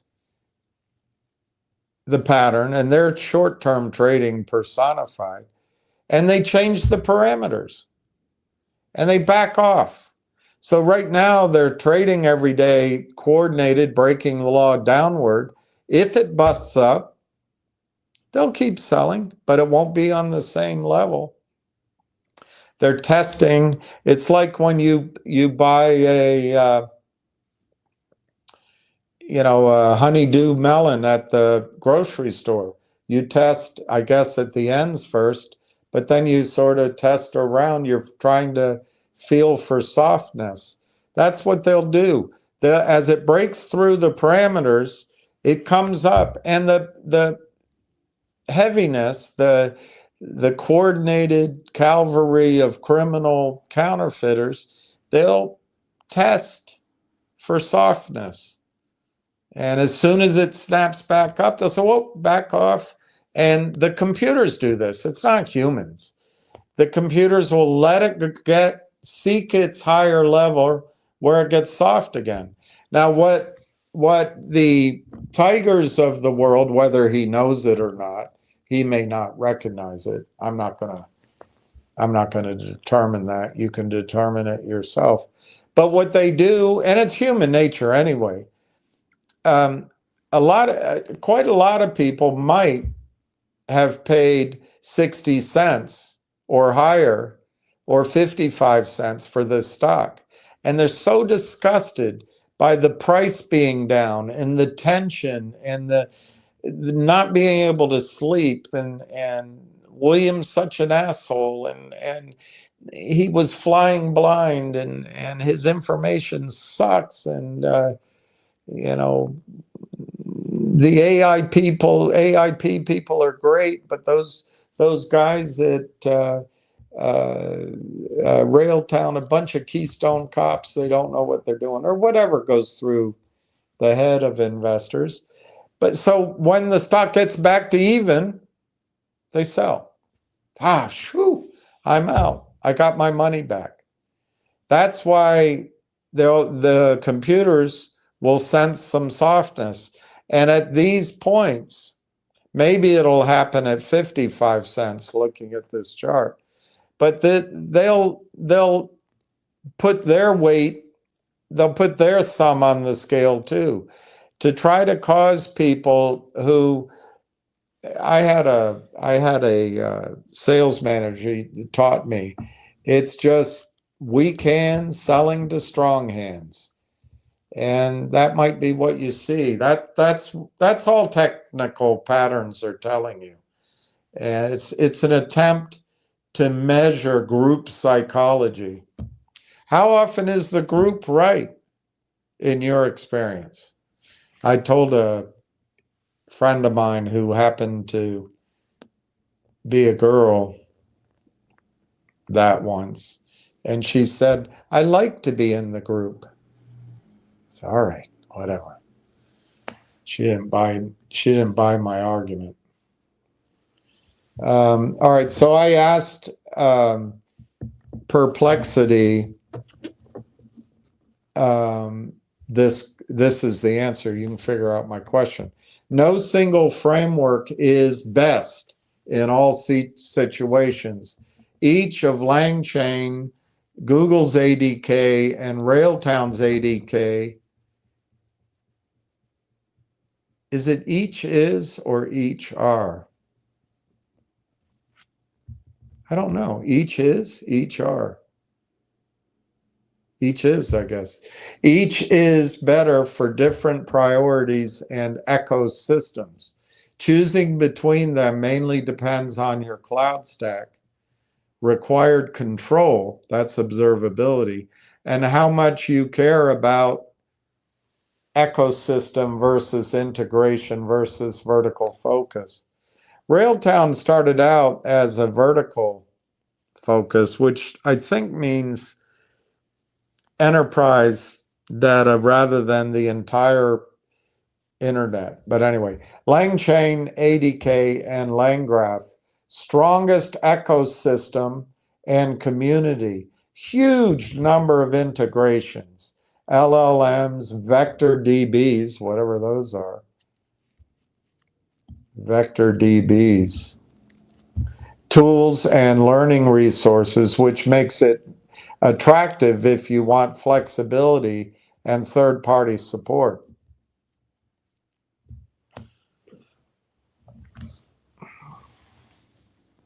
Offers high granularity, oh great, granularity, and control, especially with LangGraph. But this also means more complexity.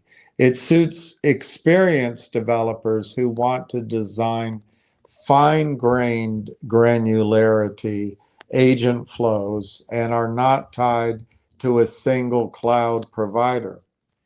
Google ADK, best fit if you are invested in Google Cloud and Gemini.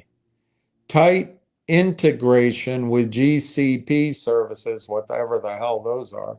Good built-in tools and relatively simple agent definitions, making it strong for production systems on Google Stack. Google ADK, often rated easier for beginners to get an agent running. Less boilerplate, visual tools for flow debugging. But it has a smaller third-party ecosystem than LangChain and is still maturing.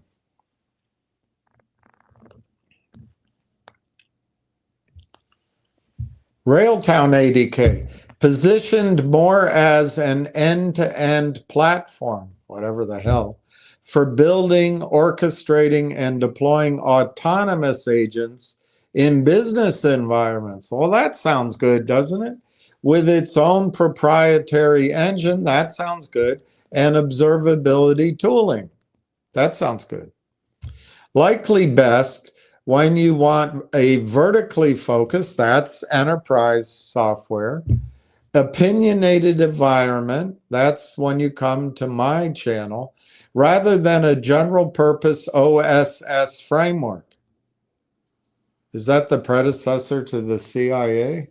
And are comfortable aligning with a specific vendor's stack. Likely best when you are comfortable with aligning with a specific vendor's stack. I assume that's TELUS and NVIDIA. Public information and ecosystem size are limited. Okay. Practical recommendation. If you want maximum flexibility, date a gymnast. If you want open tooling, go to a strip joint. And if you want community support, join a church. LangChain plus LangGraph is usually the most advantageous choice. If you are a standardized, what does that mean? If you are standardized, I see. If you are standardized on GCP and Gemini and value deep relationships, stick with your high school sweetheart. And value deep managed cloud integration and simpler onboarding, Google ADK will often be best for you.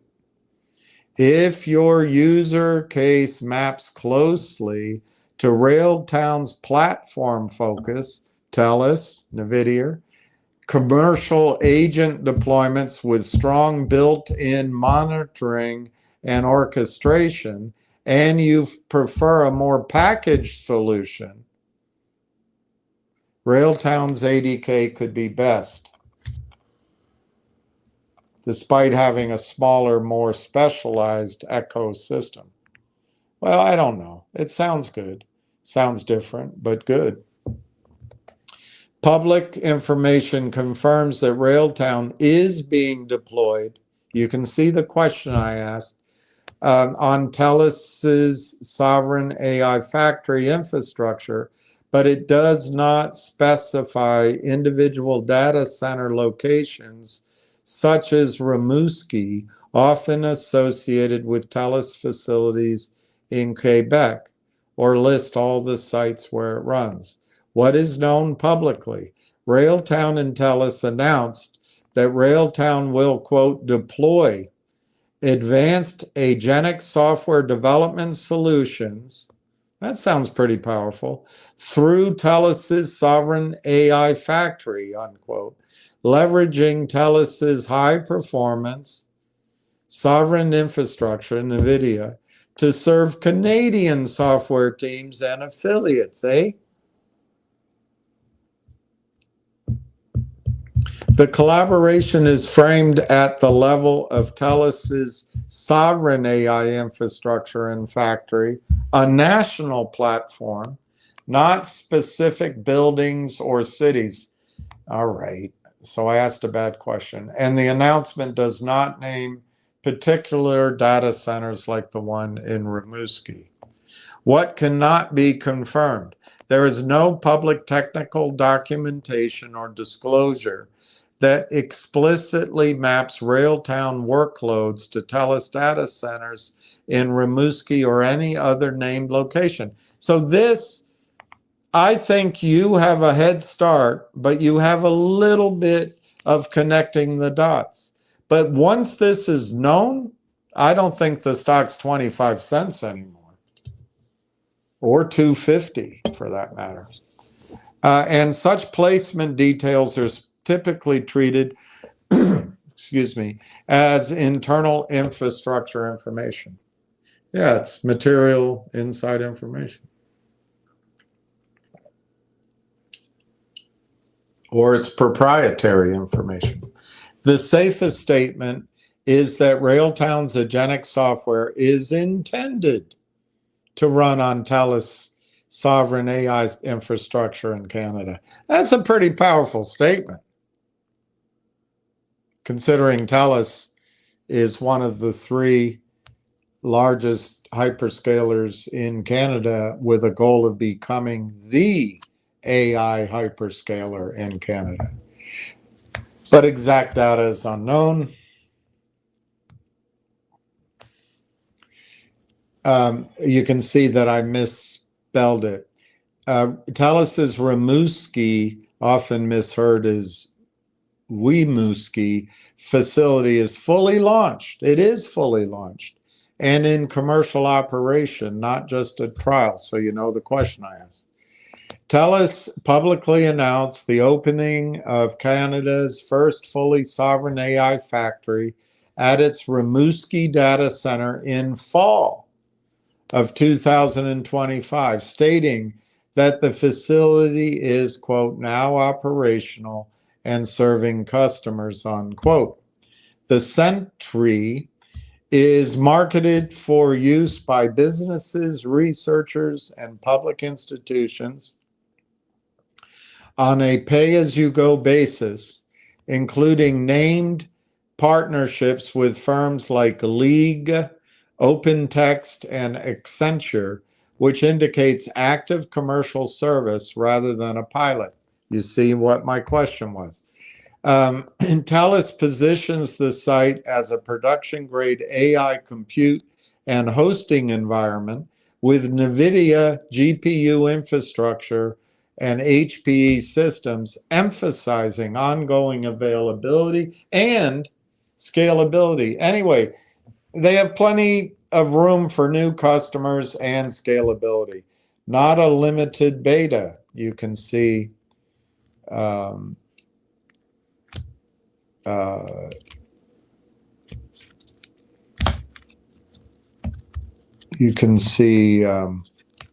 my question. While TELUS may expand capacity in phases, the current Rimouski AI factory modules are presented as part of a live service offering with additional modules planned as demand grows. Public information so far does not mention any formal named marketing or advertising campaign. You can see my question.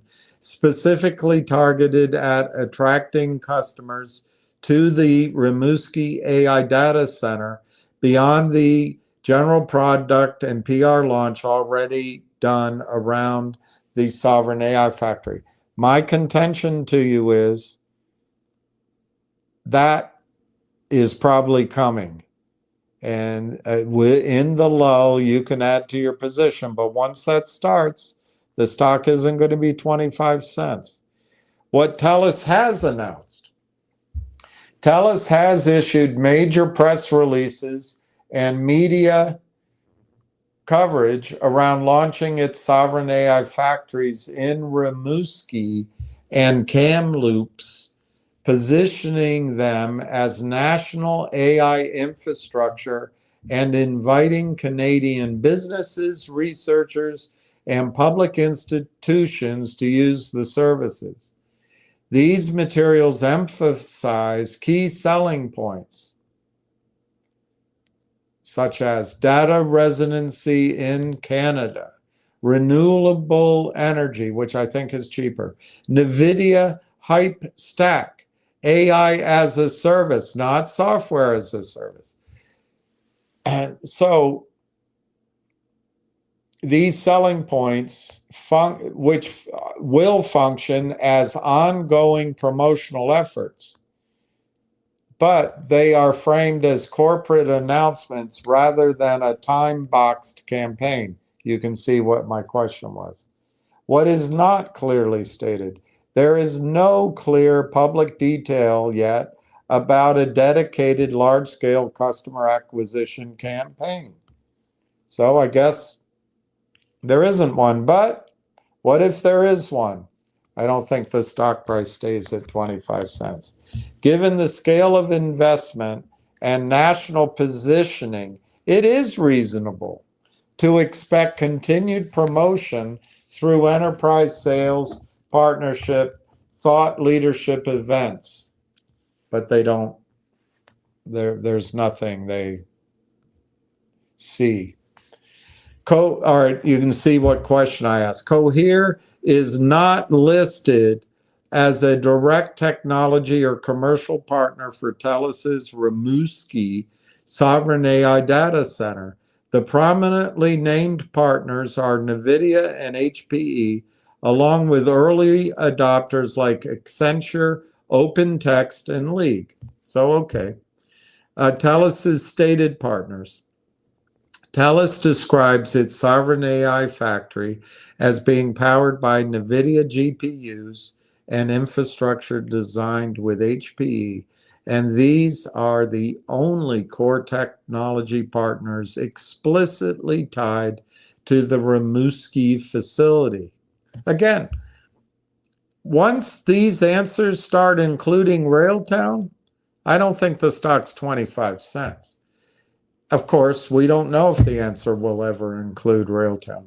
Early users and collaborators highlighted for workloads on the platform include organizations such as Accenture, OpenText, and League, again with no mention of Cohere in this specific context. Cohere's major Canadian telecom cloud alliance is publicly with Bell Canada, which is interesting because I think Railtown included Bell Canada as one of their potential, or maybe as one of their partners. Well, I think potential in their presentation. Where they have, at Bell, they have announced a strategic partnership to provide sovereign, again that word, end-to-end AI services using Bell infrastructure rather than TELUS data centers.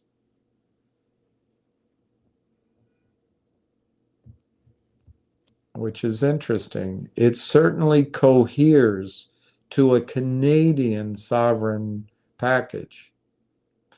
Reporting on Canada's AI infrastructure ecosystem often mentions Cohere in relation to CoreWeave and Bell, but not as a tenant or partner of TELUS's Rimouski Sovereign AI Factory. So I guess I'm going to be wrong on Cohere there, but it's more to be revealed. Doesn't matter, doesn't change anything. Public information about TELUS Rimouski Sovereign AI Factory setup describes it as being powered by NVIDIA Hopper and future Blackwell GPUs, not Rubin Vera chips. You see my question. Announcements and industry reports specify the Rimouski AI factory will deploy up to 500 NVIDIA Hopper GPUs initially, with plans to add Blackwell-based supercomputers as part of later phases.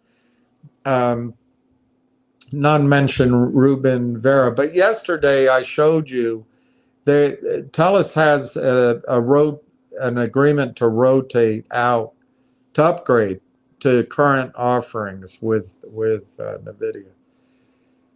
What can be inferred? Given the emphasis on NVIDIA GPUs and HPE infrastructure in official descriptions, the primary accelerator hardware is NVIDIA-based rather than any Rubin Vera architecture.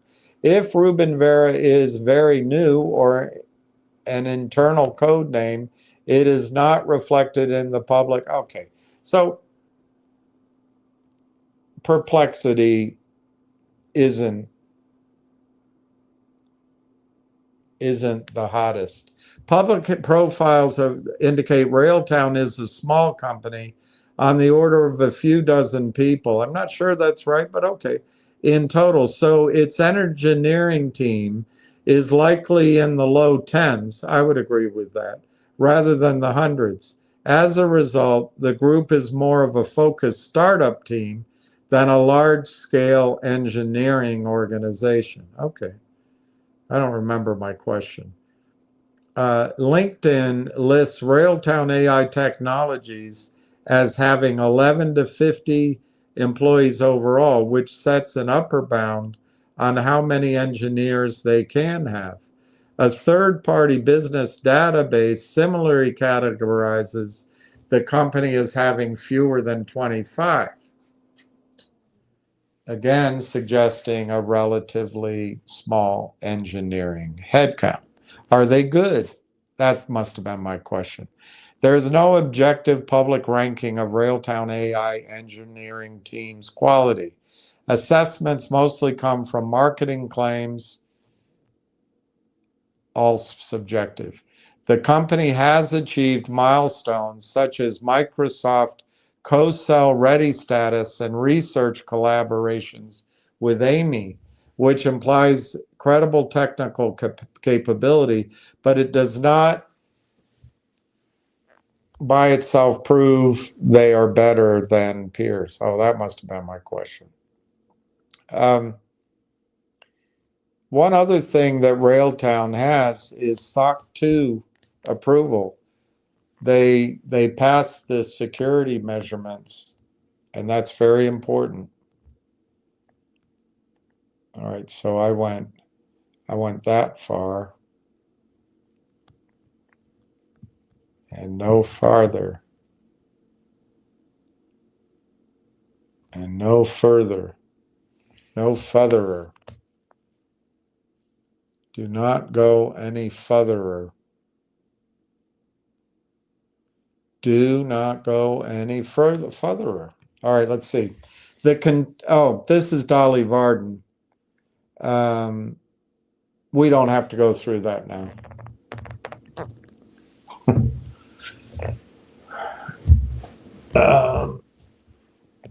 That can be a discussion for another day. Let's go here. The term ADK is used in multiple ways, so any list depends on what you mean. If you mean Android development kit providers, that is essentially Google's official Android SDK, NDK. Third-party companies don't provide it. They just build tools on top of it. If you mean application development kit, I think that's what I mean. Almost all platforms provide one. For example, Microsoft, .NET, Windows, Azure, Apple, Xcode, iOS, Mac, SDKs. No, I don't think I mean that. Google, Android, Firebase, Cloud, these are all SDKs. Amazon, AWS SDKs. Meta. If you mean a different or industry-specific ADK, there's no global directory of ADK providers. All right, well, see, I think the very definitions are all shifting, but obviously I asked a poor question. Several categories of companies now offer orchestration frameworks. You can see my question, especially around cloud, workflow, containers, and AI LMs. Below is a concise overview. Cloud and infrastructure orchestration. Major clouds provide native orchestration layers. For example, AWS, CloudFormation, Step Function, Bedrock, Agent AI orchestration. Microsoft Azure, Logic Apps, Azure Automation. Google Cloud Workflows, Vertex AI orchestration. Independent vendors such as Red Hat, HashiCorp, and various tools market explicitly as orchestration frameworks. Enterprise automation suites include products from UiPath, Automation Anywhere, Microsoft, Pegasystems, Blue Prism, and WorkFusion. Integration centric, Zapier, Make, N8N, Tray.io. Well, this is to orchestrate SaaS. This is all going to go away, basically. Kubernetes, AWS, Azure Cloud, Red Hat, container orchestration, data and workflow schedulers, Apache, Airflow, Prefect, Dagster, orchestration frameworks for data pipelines and ML workflows. Well, that didn't help us, did it? I think the point is orchestration isn't a new theory. Just to us, it's a new concept. All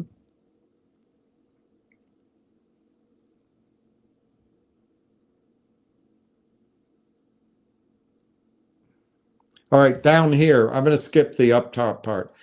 Large language model and AI orchestration frameworks.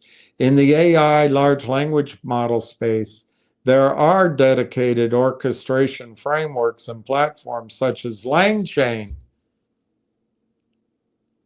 Semantic Kernel. That's the other one. I'm going to write that down. That's the other one I heard of.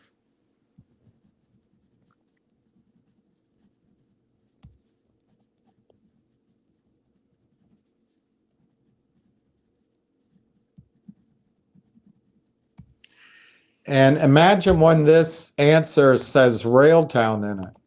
The stock's not going to be 25 cents.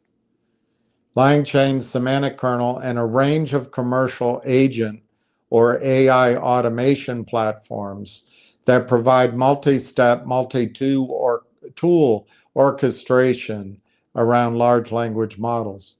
Cloud AI platforms, for example, AI agent builders on major clouds. Doesn't that sound a little bit like Railtown? They bundle them. Orchestration layers that handle tool calling, routing, and governance. That's orchestration, and are explicitly marketed as orchestration frameworks. That's Railtown for AI agents. All right, I'm sure that really helped clarify in your mind what you know. Large language models and orchestration frameworks, gets confusing to me, are not critical for data centers to be useful. But I think the thing is, not all data centers are ideal for creating AI agents. But let's see what they say. Data centers have provided essential value for decades for core hardware like server storage and networking. I used to go out to these when I raised money for a couple of different companies here. The CEOs would take me out to these buildings along the way to Dulles Airport, and I saw the racks and the air conditioning. You go in the middle of the summer, you're sweating like a dog in DC tropical heat, and you go inside and all of a sudden you need a jacket. It's so chilled. For decades, through core hardware like server storage and networking, supporting traditional enterprise application, web hosting, databases, cloud service. Data centers function primarily as secure, scalable facilities for compute, data storage, power redundancy, cooling, and network connectivity, enabling workloads from basic websites to financial transaction without AI. See, I was asking about large language models represent a specific power-intensive modern workload, video streaming, big data, while orchestration frameworks are software layers for managing workflows, neither of which data centers require to operate effectively. So I guess I should have asked on an AI data center. Modern relevance. AI-related elements like large language models enhance certain high-value use cases, i.e. generative AI inference. That's Railtown, or that's what Railtown helps. But data centers remain broadly useful for non-AI tasks that dominate global capacity today, such as SaaS. That's going to get replaced. I don't know about e-commerce being replaced, but its applications are going to be replaced and backups.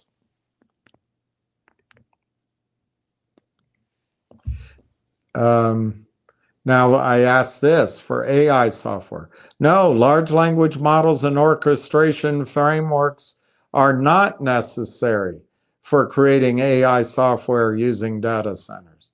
AI software encompasses a broad spectrum of technologies like classical machine learning, computer vision, robotics, and rule-based systems that run effectively on data center hardware without relying on large language models or orchestration layers.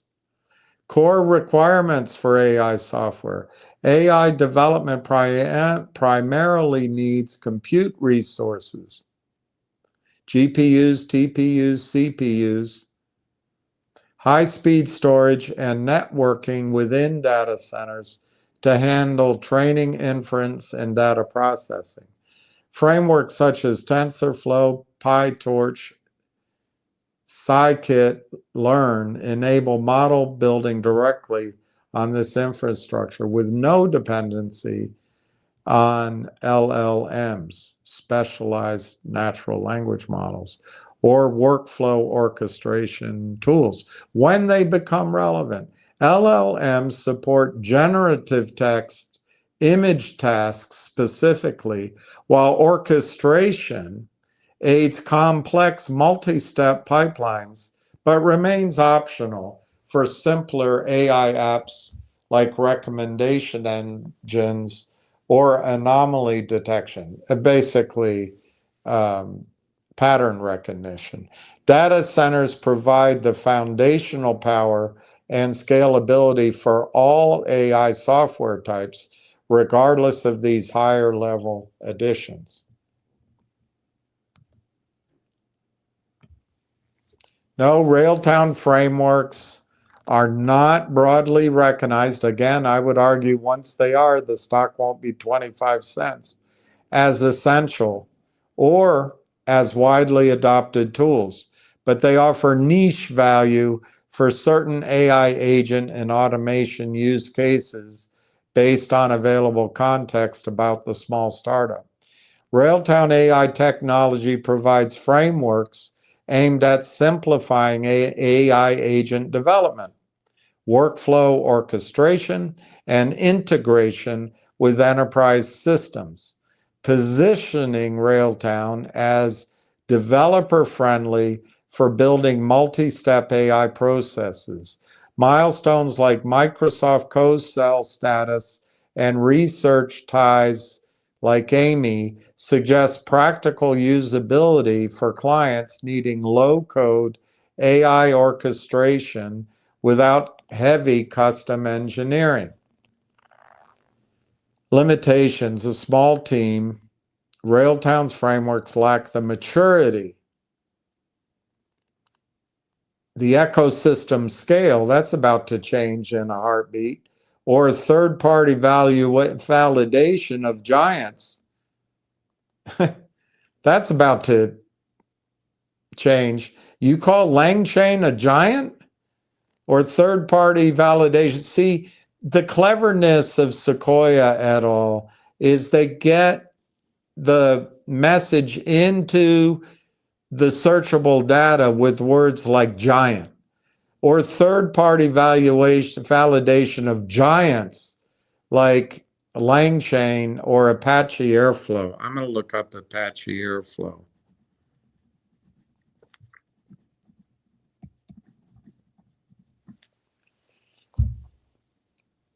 Limiting their usefulness to specific scenarios like rapid prototyping or Canadian-based deployments. TELUS is going to change this overnight. Overnight, this is going to be flipped on its head, if you believe my point of view. Usefulness ultimately depends on requirements. Effective for lightweight agent orchestration, less so for production scale data pipelines or complex LLM routing compared to established alternatives. That is going to be proven inaccurate. And once it is, the stock won't be 25 cents. Of course, that's my opinion. Apache Airflow, I did ask, is a widely adopted open source workflow orchestration platform that allows users to programmatically author, schedule, monitor, and manage complex data pipelines using Python code and directed acrylic graphs. As Apache Software Foundation project since 19, it excels in handling dependencies like Hunter Biden, retirees like Joe Biden, scalability like, well, let's not be cruel. Scalability and observability for ETL, ML workflows and beyond.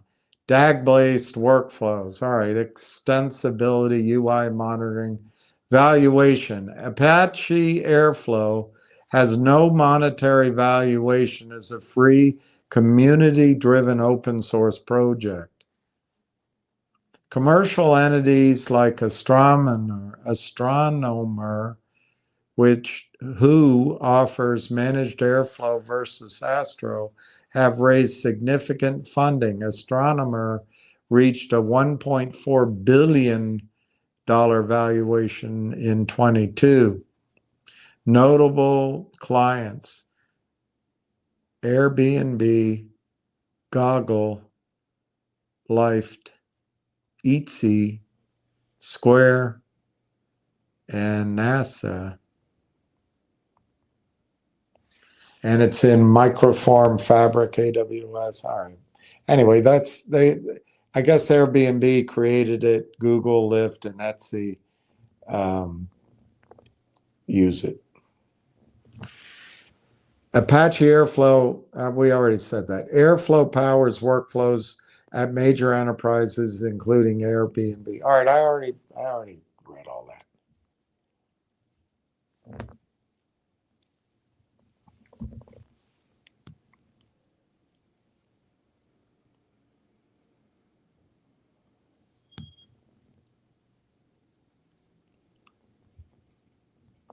All right, just 5 more, and then I'll check your comments. And then I think I'll call it a night. We're caught in a trap. We can't get out.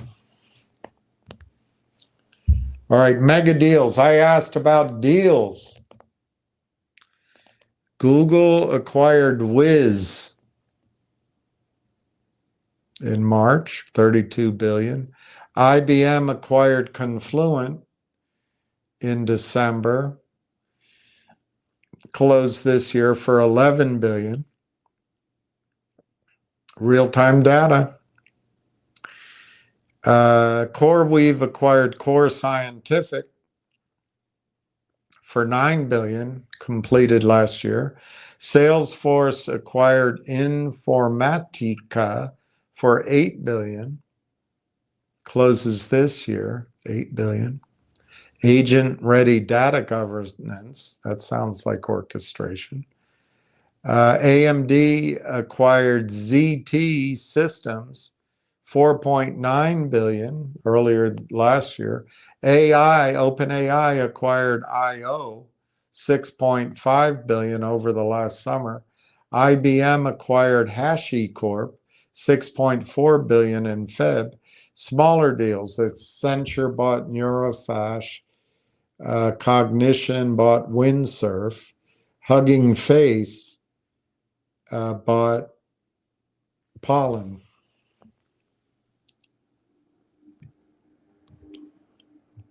Both terrible names. Snowflake announced its intent to acquire Observe, an AI-powered observability. Wow, observability again.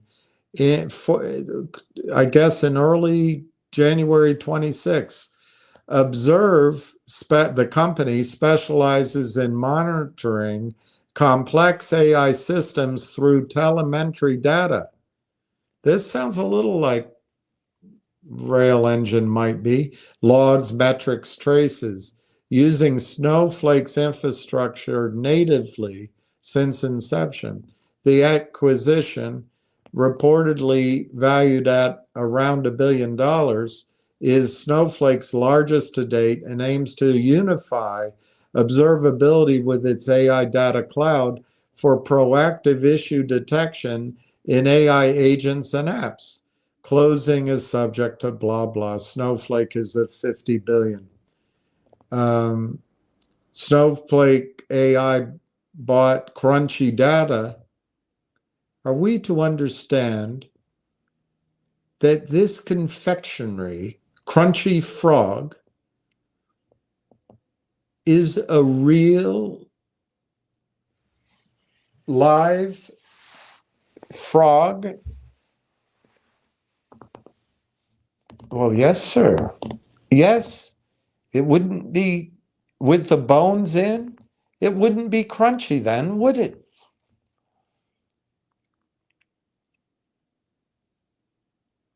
All right, that's enough on that one, but it's $1 billion, I guess.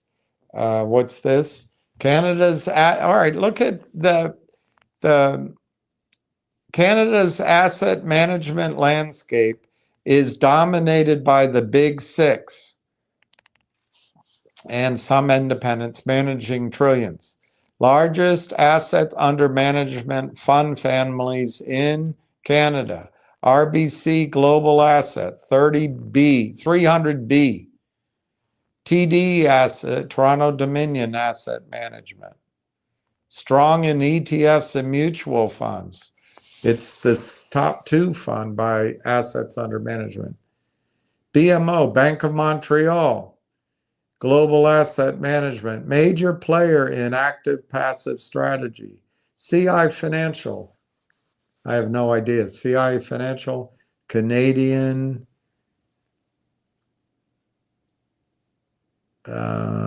independent, I don't know. CI Financial, $8 billion in assets. Scotiabank Global Asset Management, AIA Global Asset Management, 100B. Alternate specialized managers, Brookfield Asset Manager, 500B, 1 trillion in total assets. Number 1 by balance sheet size. Fiera Capital, Montreal-based funding investment focus. Manulife Investment Management, top 3 Canadian AUM. AUM. IGM Financial, 15B. Well, these are some of the big ones. I would argue with you that if some of these guys know the story, they can't buy it now, but maybe many of them don't know the story. They may be limited because of the share price. And what Platinum Blonde doesn't understand in all of her wisdom is that as the stock price goes up, these buyers could come in. And that's one reason why you may not be able to if you get out early, you may not be able to reestablish your position in size and price because you're going to be competing with these boys and girls who aren't here right now.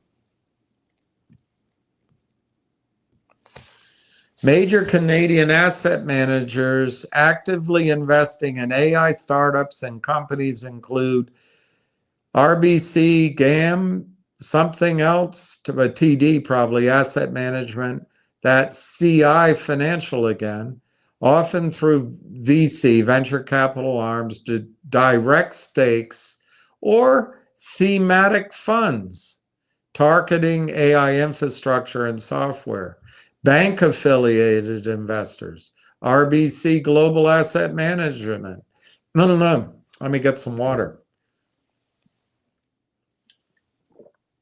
I'm not pronouncing words. RBC Ventures invests in Canadian AI via cap fund and public equities like Shopify, Constellation Software, AI acquisitions. TD Asset Management allocates to AI through corporate debt equity strategies, backing hyperscaler cap-ups and startups via TD Banks Group's innovation funds. IG Wealth Management, IGM Financial, emphasizes AI infrastructure and productivity plays in 2026 outlooks with exposure via public markets. See, they go ahead and buy in the public market and select VC funds. Independent alternative managers, CI Financial. I don't know who CI Financial is. CI GAM funds AI themed strategies, including enterprise software resilient to AI disruption, direct startup bets via private equity arms, Brookfield Asset Management, primarily infrastructure-focused AI investment, data centers.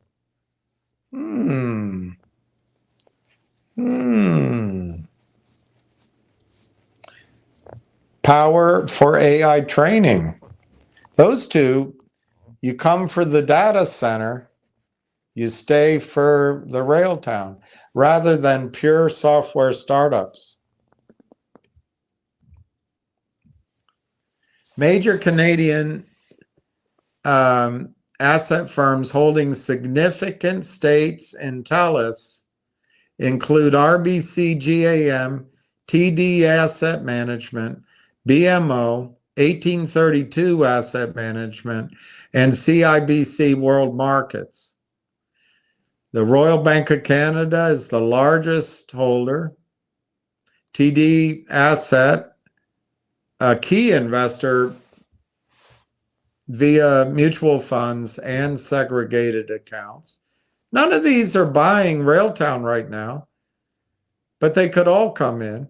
1832 Asset Management. Wow, that's a big position. 40 million shares. Bank of Montreal, significant block holder through its pension funds. CIBC World Markets, 40 million. Mackenzie Financial and Fédération des Caisses Desjardins de Québec also rank among top Canadian owners, reflecting broad interest from bank-affiliated managers in TELUS as a dividend telecom play. All right, I think I'm done. I didn't get to the one thing I wanted to show you, but I'm too tired to do it now.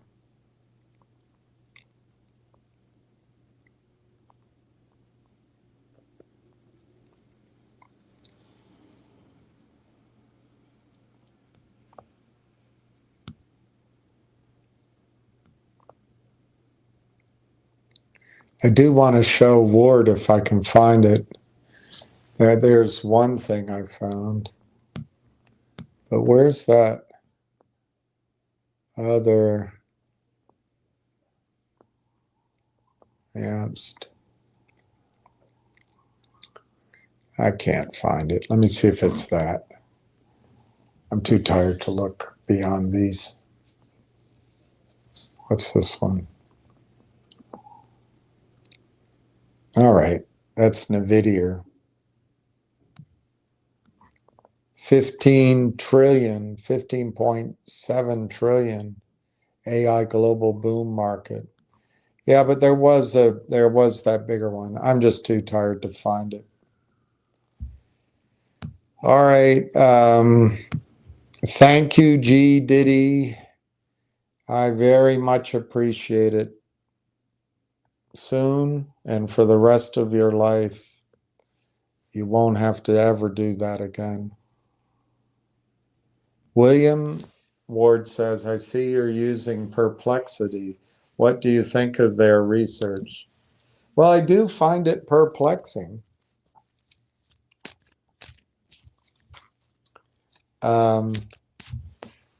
Justin, maybe I'm not really excited to hear their upgrade in the future is going to be Blackwell when everyone else is a step ahead going to Rubin. No, Rubin hasn't been built yet.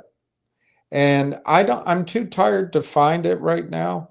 But yesterday, I'll do it for the next time. I'll write that down.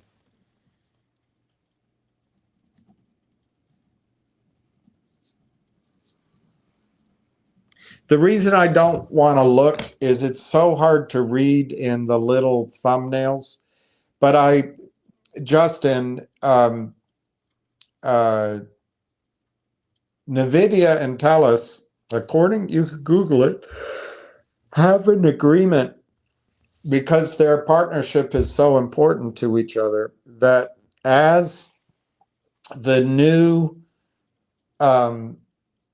chips become available, they get rotated. The old ones are rotated out and the new ones in.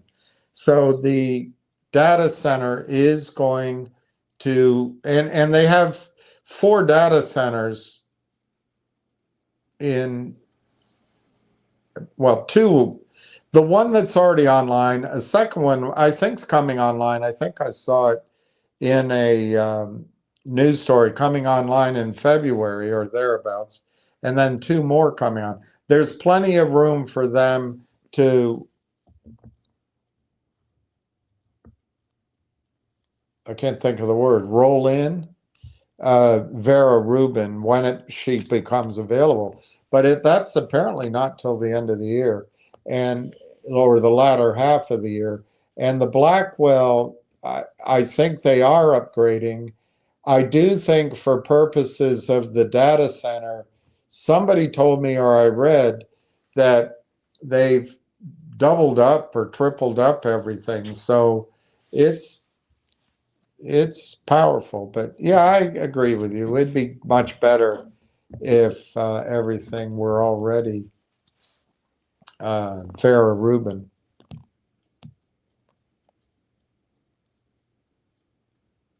Purple. I was hoping Blackwell was what was already installed. Again, I'm too tired to go back and get that. It sounds like some of it's Blackwell when I read it. But you're right. It's a lot of Hopper, Dennis Hopper. However, just because I'm not happy with TELUS not already running Blackmail does not make Railtown less of a good product. Well, that's right.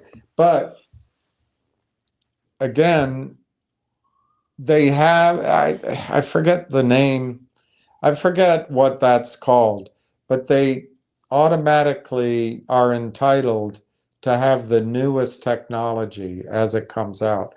That apparently that's the agreement that they signed. So if I had to guess, it's like leasing an automobile fleet or leasing, I don't know, a one-off luxury automobile deal, and you agree that you're always going to get the newest Lincoln Continental if they still have such a car. So as soon as the new model comes, it automatically. So your deal is you're paying Ford to lease the car, but it's not so much to lease that exact car, it's to lease the state of the art, the newest car. So and I think that's what they've done here with these chips. And I bet there weren't enough Blackwells available for this first data center. But you're right, maybe the Dennis Hopper isn't so exciting. Ward Richardson, William SOC, are one of the key things about their software. They will enter into the cybersecurity industry, governments, DOD, and so on. Exactly. That's a really, it was told to me that's a really big deal. Julius Quim, do you feel the price will go up next week even a little? I don't know.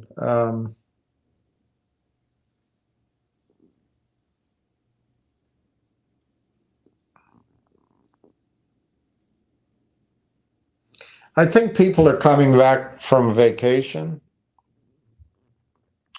I think the more, because Corey's obviously talking to people, even if they are under NDA or confidentiality agreements.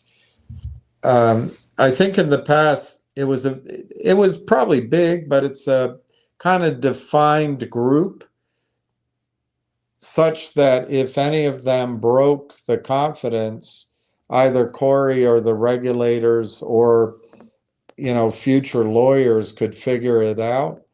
But as that universe of people that Corey talks to gets bigger and bigger, eventually somebody's going to,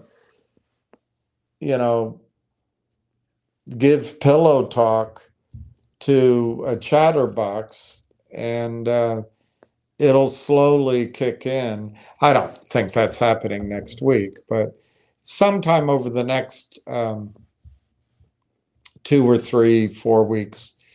I think also people are getting back from vacation for sure this coming week. I also, somebody made an interesting point to me, which is, it's one of those things you forget, like when the shorts are shorting and it goes down the last few days of the quarter or the month. Oh, that's why they're doing it. We used to, well, anyway, I don't have to go through a story or anything. But companies put out their CapEx and their acquisition budgets at the beginning of the year. So you usually want to be ready to be considered then, because you never know when their budget's going to run out. I'm talking about oil and gas. So I think there's probably, what would you call it? It would be like New Balances sweeping into the acquisition budgets of companies and asset managers and venture capital firms, etc. So they're going to have what I call a sea of capital, but it doesn't last long when you're spending $50 billion a pop. But at the beginning of the year, they are going to have teams that are going to be studying what to buy. I don't know that Railtown's going to pop up to the top of the list yet, but it could, as Corey is obviously telling the story. If he talks to a lowly YouTube guy like myself,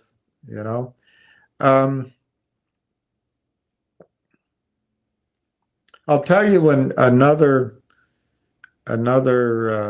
reason it might start going up is if research comes out, but I'm not sure if it will. And this research capital doesn't seem to have a lot of bang for the buck, but that depends on what it says,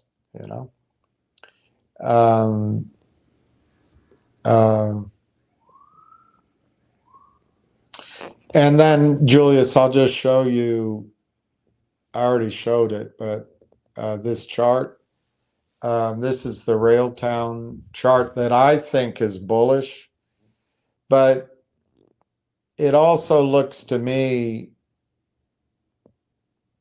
they're for the last month, or no, the last week or so, they've been able to keep it under that trend line. And I think they will continue to do that for a while. I showed you, let me see if I can find it.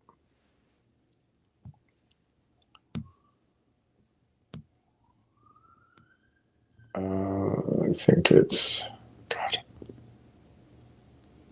I think it's this one.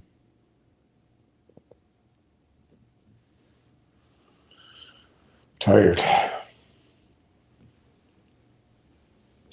Right here, you see it? Right here where I circled it.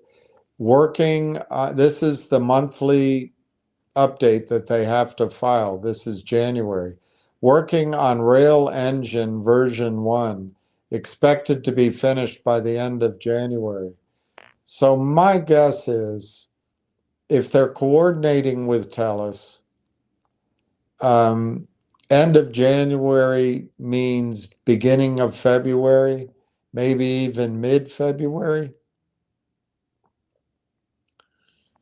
So that data center might not become a widely understood item until February, March, you know? So I think the heaviness has some more time to suppress. But I'll tell you, Julius, this is a powerful chart. And if you compare it to the Canadian chart, I mean, if I'm reading it correctly, and if you believe any of this kind of crap of charting,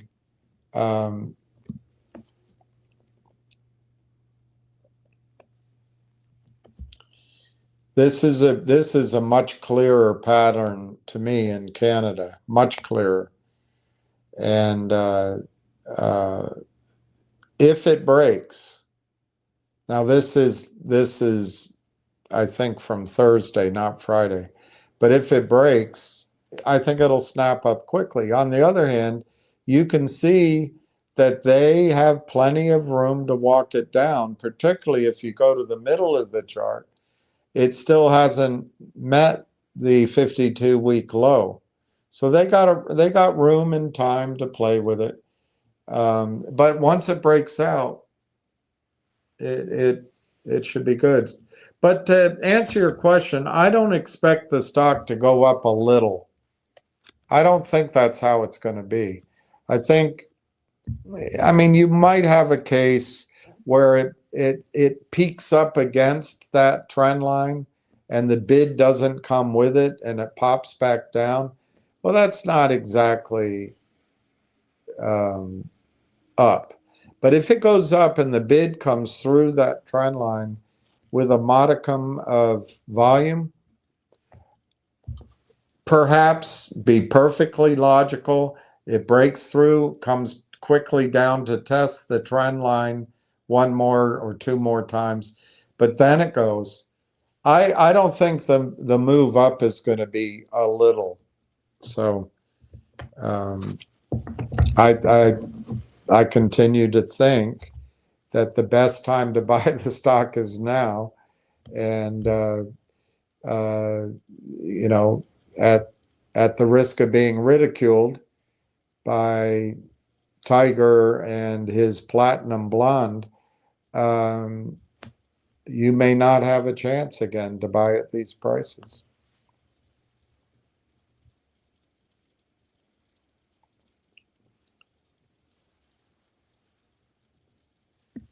Jeremy Bottle, do you ever talk to him anymore? No. That was his decision. That was his decision. But no, I don't.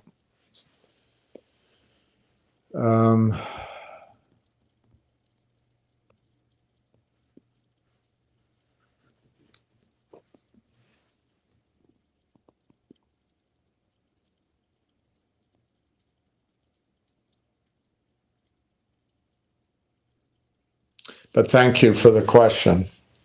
Suddenly I'm depressed. And on a low note. Appreciate the low note. But anyway, that's the answer.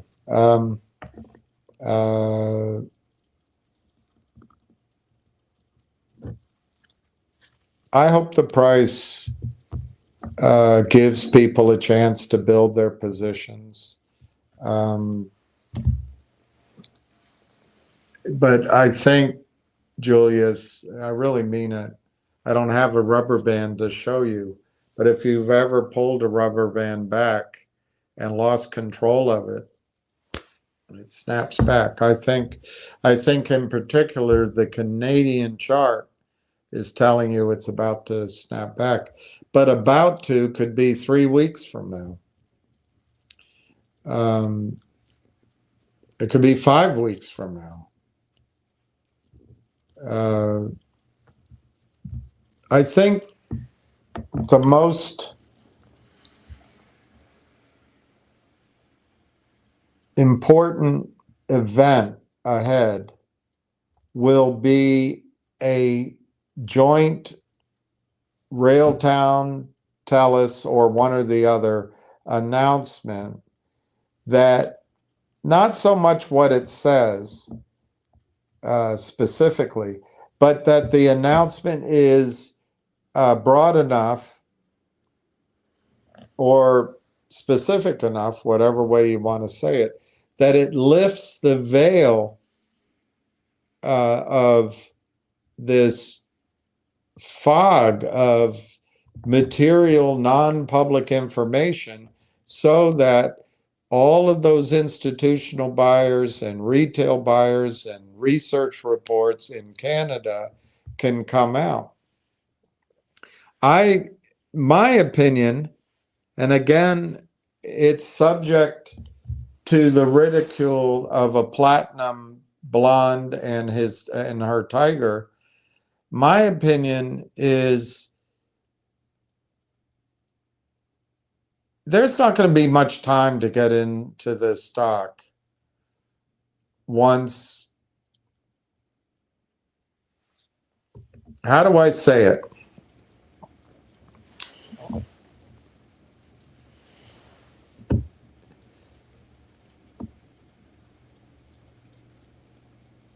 The story is known to a few with money, with knowledge, but they can't buy.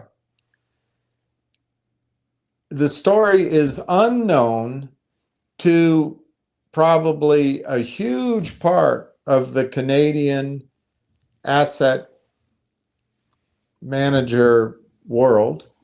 It's unknown, so they're not buying.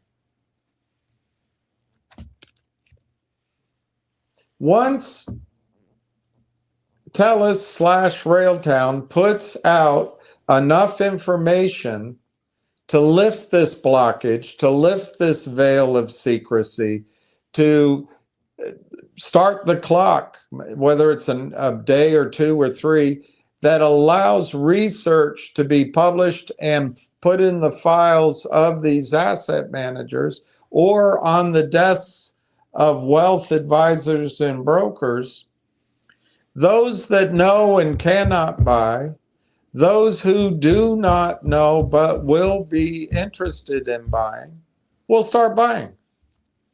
And to me, that change won't lead to even a little price movement. It won't lead to what your mind and heart is telling you. Will it go up even a little? And you've got to be careful of those thoughts. That's why I get so apocalyptic sometimes. I get so worked up sometimes. These thoughts and patterns of thoughts that these jerks, they sometimes come in as gentlemen, other times they come in as jerks, and everything in between. But these patterns of thought, will it go up a little? Yes, it will.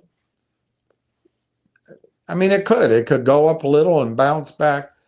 But my point isn't so much to make fun of the question a little. It's to make sure you're not thinking that this stock is down for any reason other than the heaviness, other than the manipulation of the systemic criminality that's in our markets today. And if they had their way, it would never go up unless they need you to have something to steal, but it wouldn't go up. So I guess it's a confused way of saying that I don't see anything happening to Railtown that makes it go up a little at this point, because what's pressing it down, what's weighing on it is just this heaviness of corruption and selling and read every day after every day, and then spoofing and layering and outright lying on tickets, and it just they're not going to let up on that.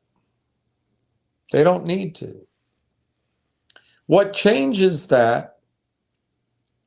News isn't going to change it by itself. News will not change it by itself, because they will press it down so that you believe the news is bad. But what will change it is if what is released allows the attorneys for these funds and the compliance officers at these brokerage firms to put a timestamp on the non-compete or the confidentiality agreement, or on their just internal memo, and put it in a file that period of time has ended. And when the buying comes in, it might take 2 hours or half a day, but I don't think it's going to take very long for the computers. It's computerized selling. I don't think those computers are going to take very long to recognize new buying, perhaps coming from a lot of sources with some punch to it, and they'll back off. And all of a sudden there's an air pocket in the reverse direction. It's like you're flying along in the aircraft, and it's a storm, and there's this big uplift of air that carries the plane up, I don't know, a few hundred feet all at once. I think that's what's coming. I don't think you have to worry. I mean, the day-to-day trading, there might be a little movement up, but if it's a little movement up, they'll get it back down. I don't think once this starts breaking through, the story breaks through, I don't think you're going to have to worry about little moves. I think I'm telling you, from 25 cents, of course it's my opinion, but you've got 20x ahead of you. And now that 20x could take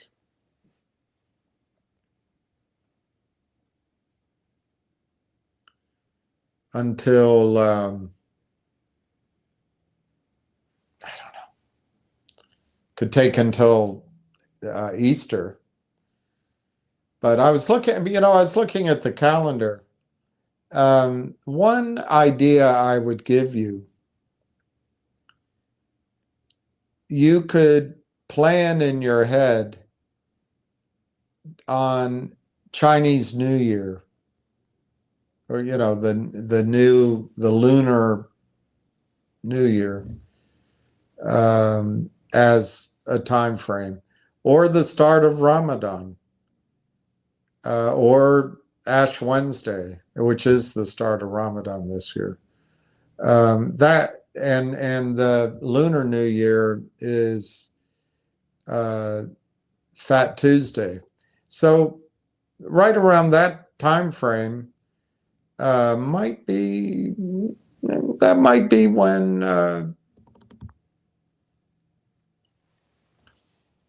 I don't know. I just imagine that TELUS and Railtown will make a joint, or maybe Railtown will be part of a larger announcement, It'll be TELUS, NVIDIA, the Canadian curling team, Katy Perry and Evan Solomon of the Canadian government, and maybe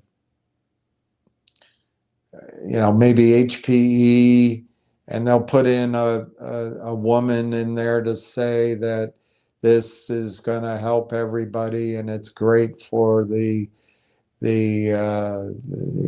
Hopi Indians. But I think it'll be a bigger announcement like that. Maybe Railtown's in there. But I also think, even though the search engines say that the data center is already open, I just get the sense that the data center has been like a soft run, like a soft open. And I just think if TELUS wants to claim, if TELUS's goal is to be the Canadian hyperscaler for AI, they got to go out and trumpet that. And I think that's what could happen, say, by the Lunar New Year or Ramadan or Ash Wednesday, that time frame. I think it could come out of the gate like a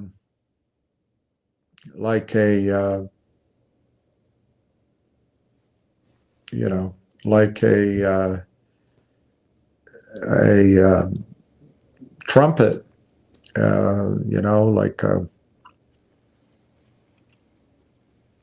I can't think of anything, like a starting bell. And you may find, Julius, that there's a lag from that time, because again, the heaviness on the news will try to sell it down. And there isn't right now, and this is true of all the stocks under $5, currently, there are no trading desks, there are no research reports, there are no retail brokers or institutional brokers following the stock that could call their clients and solicit orders to buy. There are no squawk box calls regarding Railtown. There are no block desk, attention all AEs, attention all attention retail, or attention to our far-flung sales force. The block desk has an order for 52,500 shares. We get it every day. We're willing to put it out to the system. There's none of that. There used to be. There's none of that. The heaviness does not have to compete with buying, with smart buying, dumb buying, informed buying, automatic buying. There is no buying. And there isn't yet in this stock. So when news breaks or research first comes out, I think there's going to be a little lull, because there's nobody sitting there going, oh, I know this story. Oh, wow, I better go buy some. Except for us. But most of you seem, like myself, to be tapped out. The people in Canada, when they get this breakthrough news and maybe research, it's possible, I don't know, but it's possible that their compliance officers or their attorneys will tell them, you better wait. You better wait 24 hours, you better wait 48 hours, you better wait 72 hours. Just so, because you got to understand, there's an industry of class action lawyers out there, and they never start class action lawsuits against the short unless they're West Christian, and then the opportunist attorneys like the other ones join in with him. So give credit to him, but mostly class action lawyers out there, they're against the lawns. And where's the money? In these big asset pools. So these big asset pools are going to make sure they don't jump the gun. Further, the big asset pools and research analysts, they're going to have to go through an approval process. It's going to be a committee. Let's have a meeting. Let's circle back. Let's circle around. Let's, and mostly they'll be very cautious. And so they're going to have to build a file. We had a meeting. We discussed it. We called in Tony because he seems the most informed, and we wanted to know what he thought the risks were, and we've addressed those. And now we had another meeting. Nothing's going to happen in 1 hour, and it might not happen in a day, and it might not happen in a week. But when it starts happening, boy, the move isn't going to be little. That's my opinion. It's not going to be little. I think you got 20x ahead of you before the stock's for sale, before the company's for sale. I think you have 20x before unsolicited bids come in to buy the company. And I believe, and I think I'm all on an island by myself. I think the company's going to be for sale sooner than the Tiger's 2-year time frame. Sooner than, give it a year. I think you will see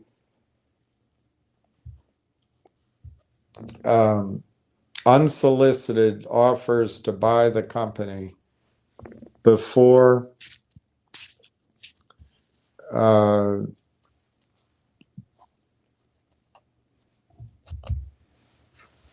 certainly before August 15th, or right around that time frame. That'd be our second quarter earnings report. But I think you're going to see something within 6 months, which is a aggressive call, but that's what I think. Jeremy Boodle, I don't know if you're a friend or a foe. What price do I see Railtown going to? It's not hot money. It's not hot money.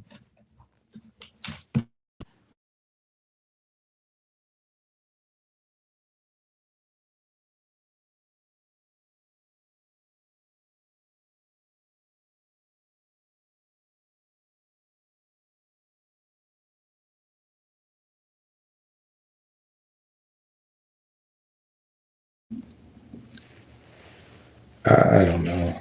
Lost.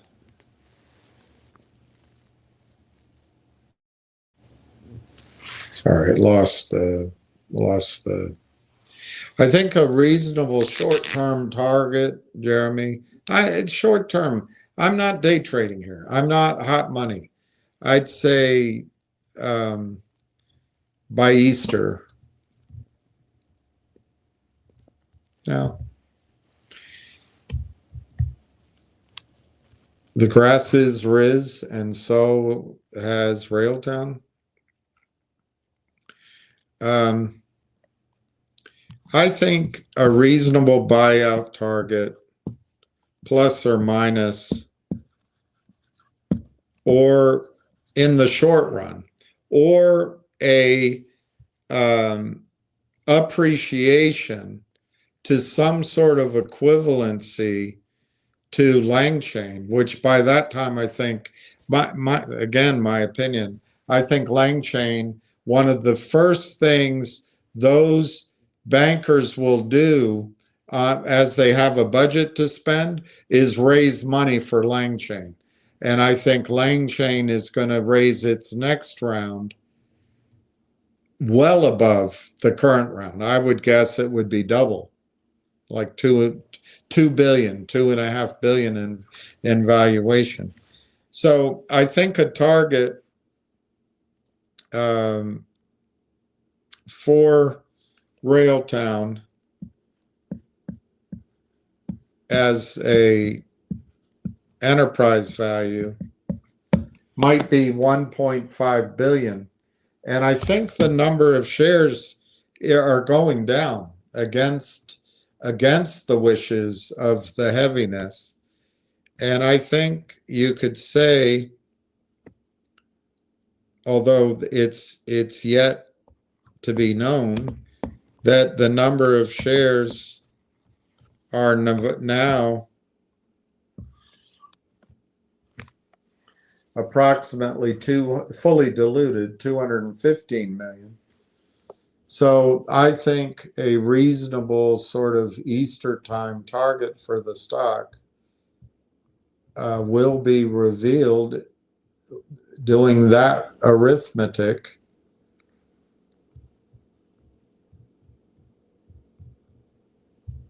$6.97, $7.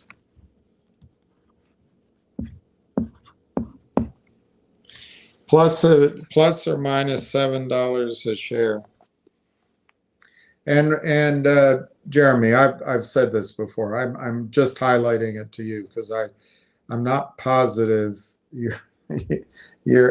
I do recognize your name, I think, so don't be offended, but just in case you're trying to get me to say something wrong, this $7 may or may not be Canadian or US. I just give up on making that distinction. So, but $7 would be my target by, let's say, Easter-ish, give or take.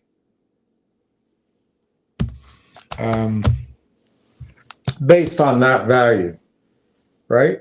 So if now the risk to this is the company accepts a buyout at $500 million or at 750 million, and they do it exclusive. They put it to shareholders, and shareholders vote on it, and there's no bidding war.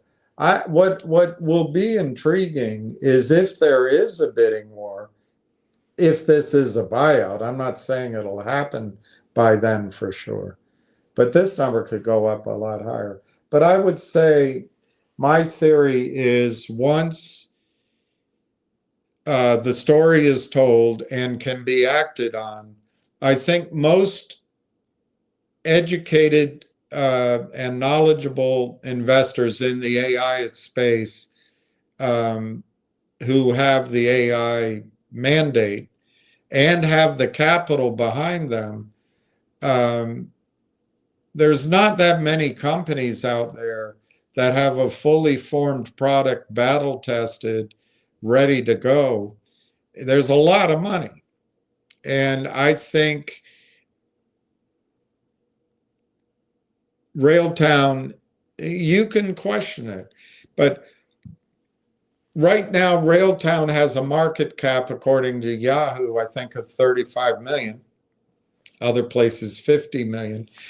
The pricing of the Langchain offering, at best, they were estimating 16 million in annual recurring revenues at that time. They priced Langchain at $1.25 billion this past summer.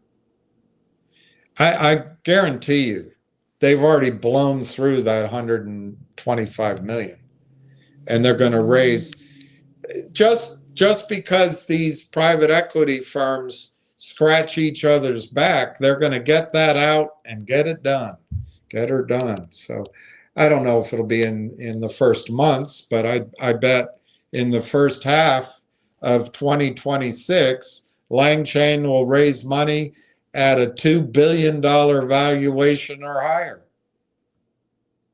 So I think that Railtown is going to be priced closer to the Langchain valuation, which everybody knows about, than it is that the next round of funding for Langchain is going to be done at a $35 million valuation. I think Railtown is going to go to an equivalency of its closest comparable. And I think $1.5 billion is probably low even, but I think that's a target. So that's $7. Where do I think Railtown will go?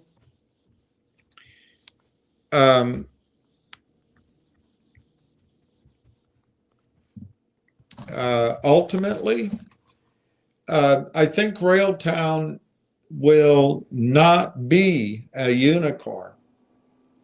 So I don't think you're going to get a chance to see Railtown stand on its own like a NVIDIA or a Cohere or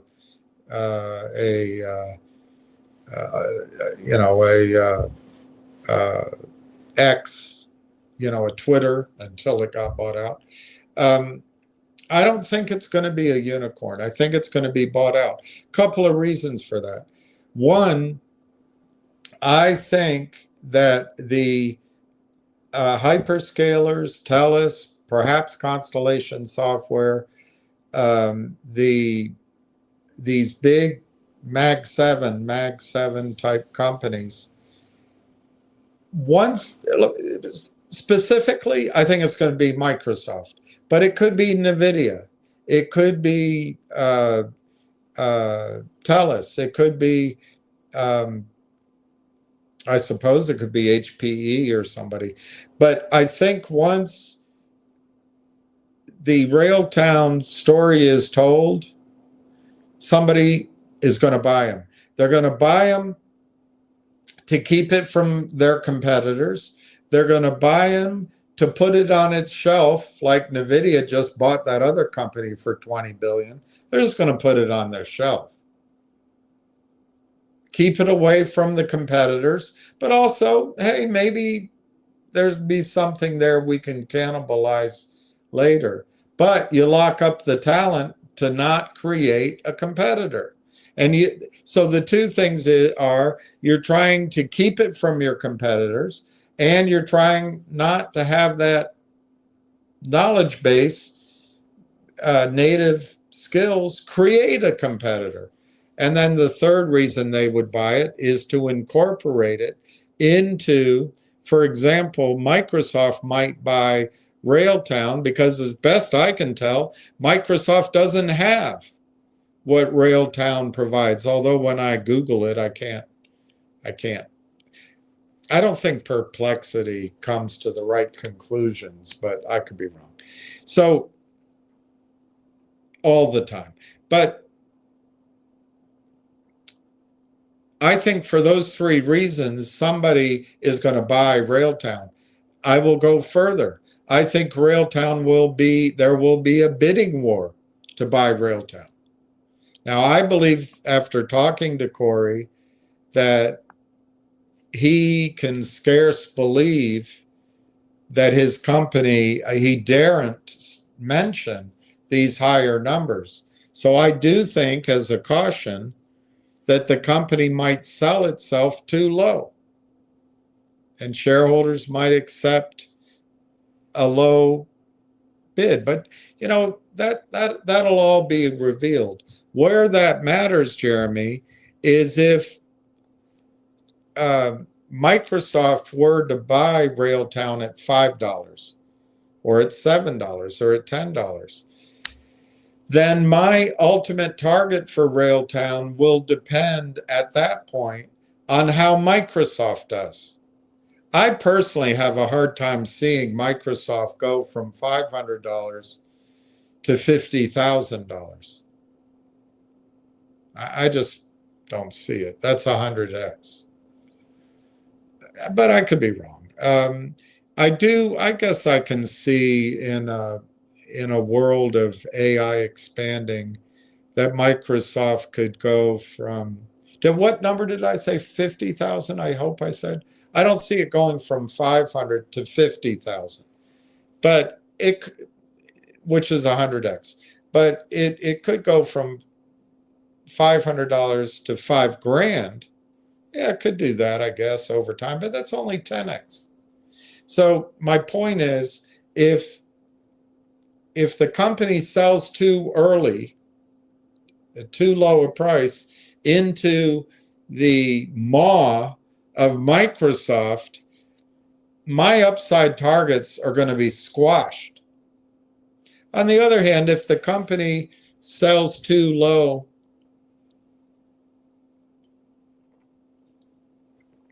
to a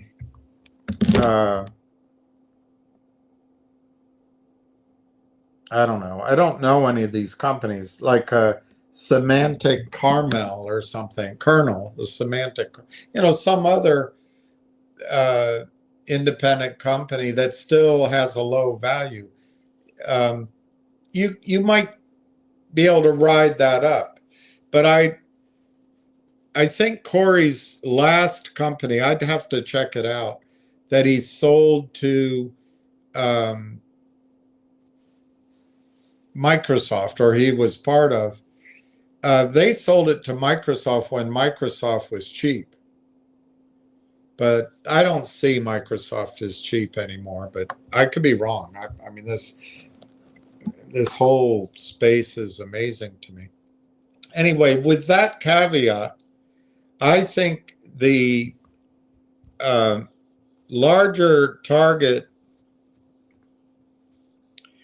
for Railtown could be 20, 30, 40 billion dollars in a buyout. Microsoft could buy Railtown for 40 billion, and it's less than 1% of its stock. You just issue the stock. And if Microsoft wants to control Railtown and apply it to Microsoft's worldwide fleet of data centers and bundle Railtown's offerings, they're already in the Microsoft bundle, but bundle it across its data centers, they basically could create I mean, I know I'm dreaming right now, but they could create $500 billion theoretically in value inside of their stock, their own stock, by just charging all the users by putting Railtown in front of all of their software developers, and Microsoft basically has something like 90% of the world's software developer market tools. So I think it could be a huge number like that, but to use numbers that we've seen recently, IBM bought Confluent for 13 billion. Um,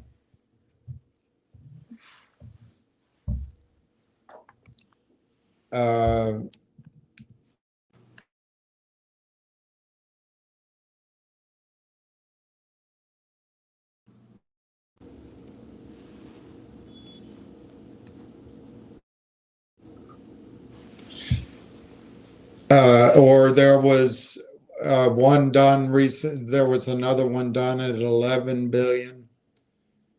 I think there was one done recently. Oh, the NVIDIA one was done at 20 billion. So I think, I actually think Railtown can be purchased for somewhere between 10 and 20 billion conservatively. That's shows you how loco I am. But that's what I think is possible. And you asked me what I think is possible. Now, many think you have to wait a year or 2 years for this buyout. I do not think the buyout will wait even till the third quarter of this year. So for me to predict a high number is counting on two things: a complete ramping of customer acceptance on that data center, not so much for the revenue numbers, although that'll have to be visible, but for the panic to set in at the C-suite at Microsoft or TELUS or Amazon or Facebook, saying, we got to go buy that before somebody else does. And then you have a bidding war. That's the key. Proof of concept that is overwhelming, and then a bidding war. Those two things. So if I use 10 billion instead of 15 or 13 or 20,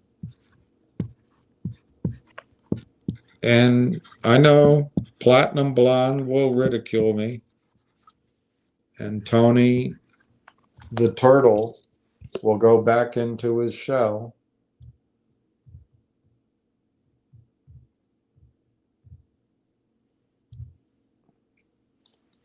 What did I say, 215?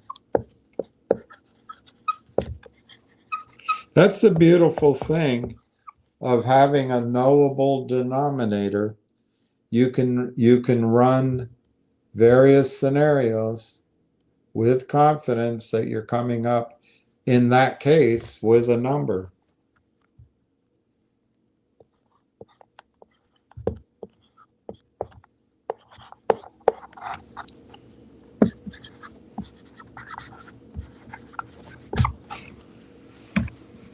Assuming that the proof of concept is so overwhelming quickly, and that'll be by revenues, I guess, and there's a bidding war, I think that's a target, $46 a share. I actually think it'll go higher than this, which, I got numbers that were scary high, which is where I came up with my $55 target. I stand by $55, but in this calculation right here, came out to $46. And Jeremy, you can sit down and do a lot of calculations. I'll give you another one.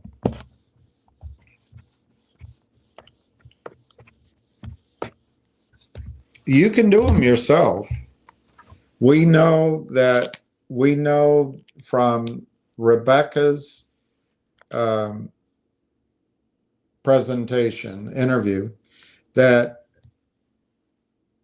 the AIP network of companies who are currently spending, it's on their expense. They already are doing it. They're spending over $100 million on other hyperscalers. They're going to move that to TELUS.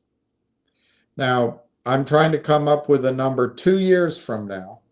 So let's assume that goes to 150 million spent by the current network that Railtown owns. They own the network, not the companies. Let's say that goes to 150 million annually. And by the way, once it's there, it sticks for decades, or however long, a long time.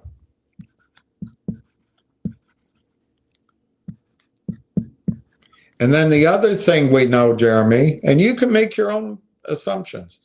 Another thing we know is Darren Entwistle from CEO of TELUS from the third quarter earnings call. I've shown the transcript many times. He said, from our AI enabled technology, or no, our AI enabling technology, something like that, we're going to grow our revenues from 800 million to 2 billion by 2028. That's 2 years. So one thing to do is to use 2 billion, because I believe, that's my opinion, that the 2 billion is all going to come through AI sovereign data centers that TELUS is building, and right on the interface will be Railtown. But because we don't know a lot of things. How much of that business Railtown gets? Will all of that revenue transfer? Will it be correct? Is all of that revenue strictly attributable to a shared revenue agreement that they have with? So let's use 1 billion. Half of it. I'll use half of the 2 billion.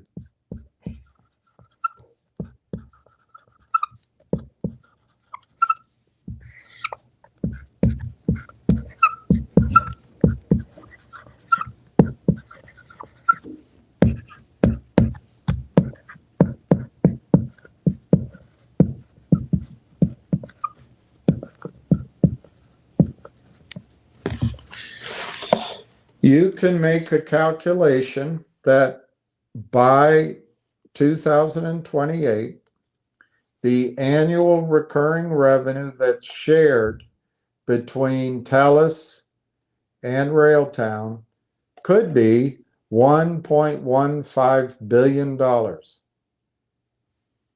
You may not agree with that. The projected number that I'm interpreting as data center is 2 billion here, because that's what TELUS provides. TELUS doesn't provide software. They provide data centers. It's in the third quarter. So anyway, I took half of that number. I'm only using, he said over 100 million now is being spent annually by the network. I could easily have said this could grow to 300 million. I just grew it over the next 2 years to 150. You can do your own calculation, but let's go with that. What is the split between TELUS and Railtown of that revenue? I don't think it's 10%. Why?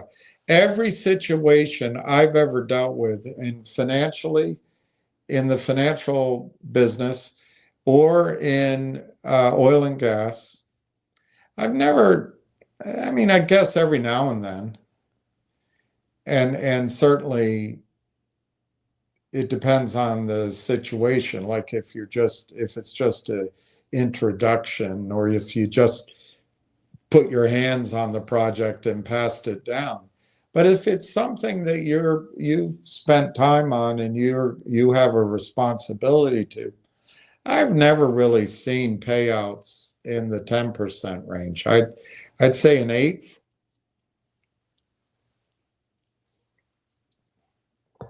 And higher at the low end. At the high end, of course, on the financial, in my experience, it can be as high as 60% or 50% or 40%. But I think that's way too much here, particularly when you realize that TELUS probably has to make a deal with, I don't know, Cohere or Agentic AI or whomever.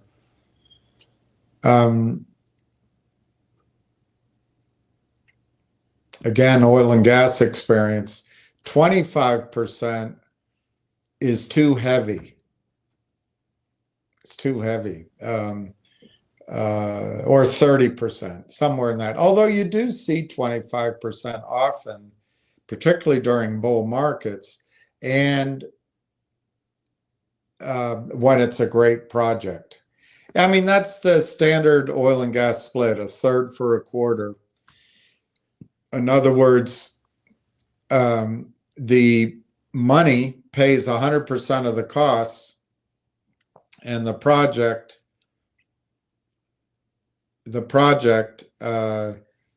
gets a third for a quarter. I got to define that for you. It is a 75-25 split. A third for a quarter is, when you multiply it by 3, is a 75-25 split. So the investor puts up all of the costs. The carry is 25%. So 25% actually could be reasonable.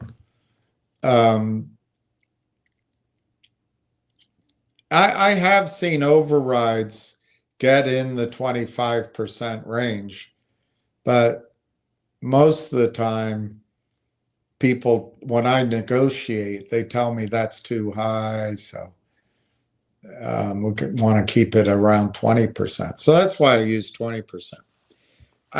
Who knows? Technology is different than oil and gas. So if you use 20% to the good guys,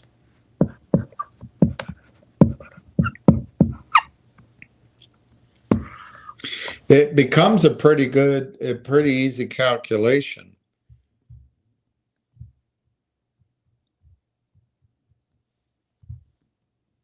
And this is not day trading. I'm not telling you what's going to happen every day, every week, every month. But that means annually, to Railtown's credit,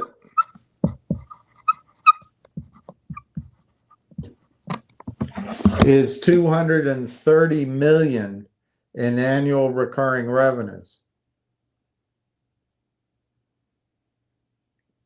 Now, Jeremy, one way to put that in context for your position is if you divide that by what I'm estimating at 215 million fully diluted shares, not outstanding, but the number of shares when you take account for everything.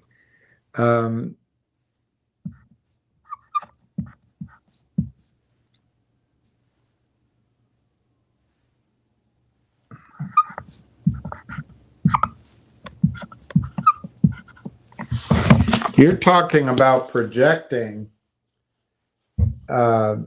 annual recurring revenue per share of $1.07. And you're paying 25 cents right now. What does $1.07, let's call it $1 per share mean? Or just what multiple would you put on that?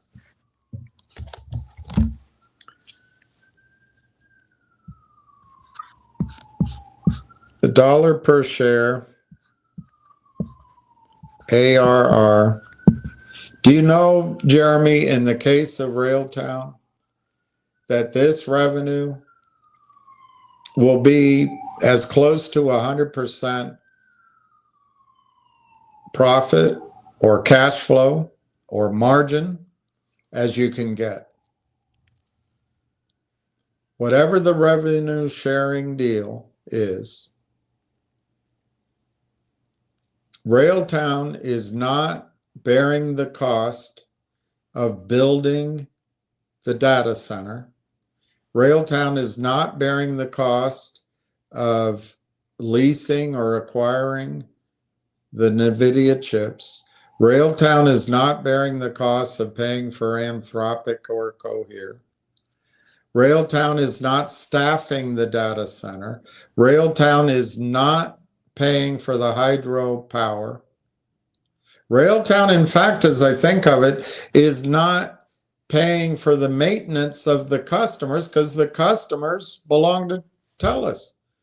Railtown's not paying for the acquisition of those customers when you think of it. So this dollar a share is $1 a share of cash flow.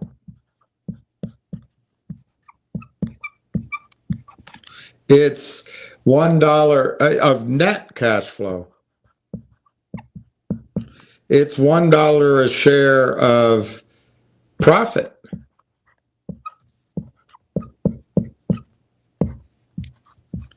Before the accountants get involved, you know, with offsetting this and that.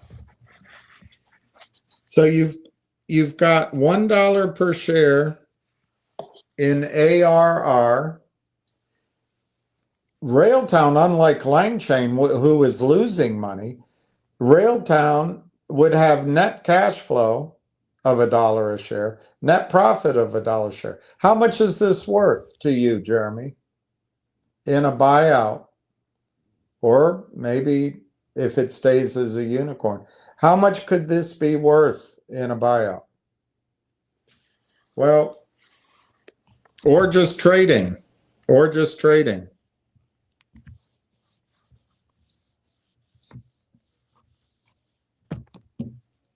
If you use what I remember the finger motion multiple against revenue as being, which is 2.3x, it's really simple arithmetic. It's worth 2.3. That's a decimal. 2.3, $2.30 per share using the finger motion multiple. Recent. I didn't check it today. If you use a SaaS software multiple or a oil and gas cash flow multiple in a, you know, quasi market, you might get 5 to 7 multiple. Let's call it 7. So that's $7 a share. If you use a AI lower end range multiple, AI buyout or AI trading multiples, but I paid for a study that goes back 6 years. If just use the average point, it was like 27x. Let's call it 25. All 90 some AI buyouts, not 25x. You get a target of $25. If you use, and I showed you the other day, I'm just too tired to find it, but when you Google it and search it, SaaS software companies now get a really small multiple. But when you compare it to AI starts at 100x and higher. But let's just say there's deals done at 50x. That was the high end of the last 6 years. But deals start at 100x, but there's a lot at 50x. There's quite a few as high as 200x. Let's just do one at 50x. Well, that's easy. That's $50 a share. Now, if you do the Langchain multiple based on its revenues projected, priced over the summer, I would say the range of that multiple was 80 to 90x. Why don't we just use 75x? That's 75x. And if you use the 100x multiple, that's 100x. In a buyout, depending on revenues and depending on excitement, I think any of those numbers could happen. So if you want me to pick one, I'd say somewhere between these two numbers in a buyout. But the biggest caveat I have to give you, I think the company would sell itself for $1 billion or $2 billion. So because the theory I think the company has is, well, let's sell it, and then the investor can get the upside in that new company. But it depends on who buys you. If you get subsumed in the folds of the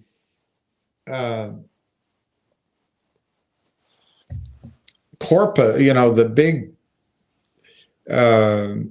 bulk of Microsoft, I don't think you're going to see these numbers.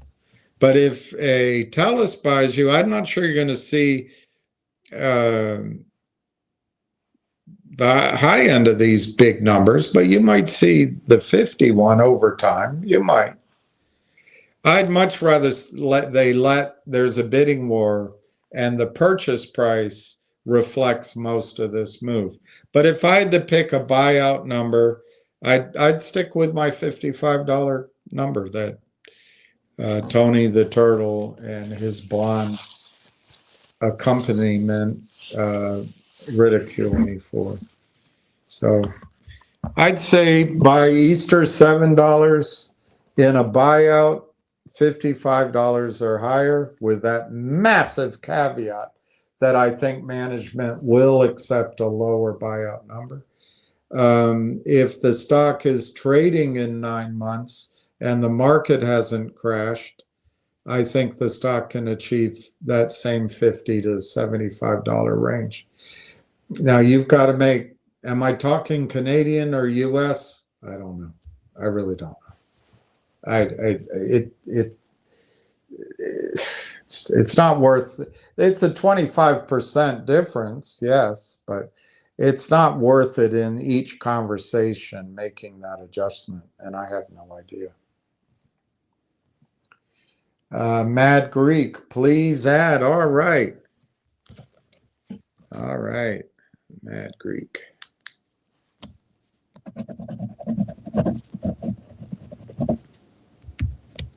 Who's your Mooski? I love it. Who's your Mooski?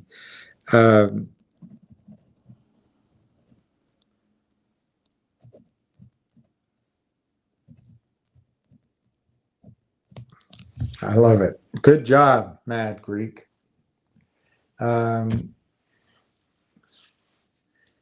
Justin Babish, the longer the beginning of this masterpiece pays out, what is it? What do you call it? The final. There's a term for it. I'm too tired. There's a term for the. Can't remember. The longer the beginning of this masterpiece pays out, the more of my purchase blocks graduate to over 12 months. Exactly. I think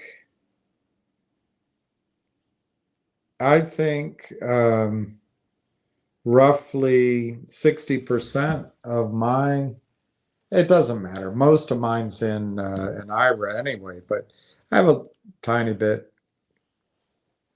that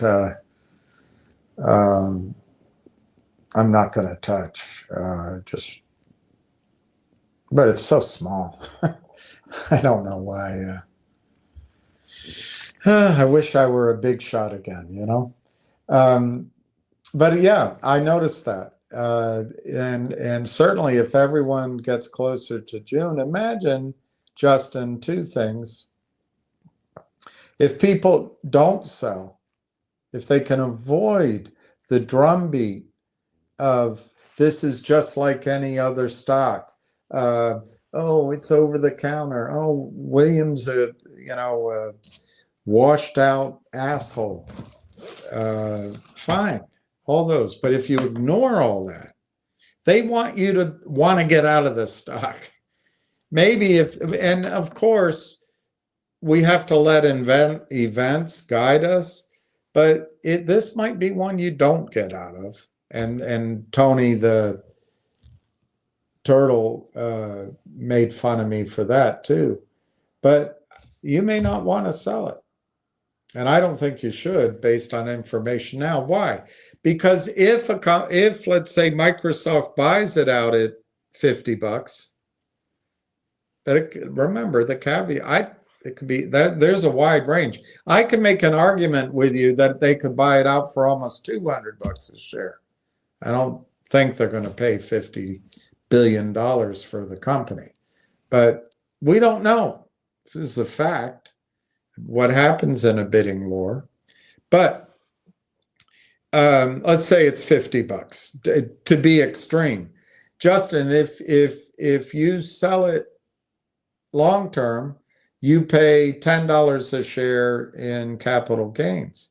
But you know what? What if you just let it go to Microsoft? You don't pay anything until you sell Microsoft. But once you have Microsoft stock, you can sell calls against it, which you may. I'll show you how I would do it, but we're not there yet. You don't want to miss out. You don't want to sell calls so that you lose your stock. But you can also buy puts on Microsoft to protect the downside if there's a crash. You may find out once you own Microsoft, you're like your old man or like your grandmother. You never sell it. It's in your account when you're 98 years old and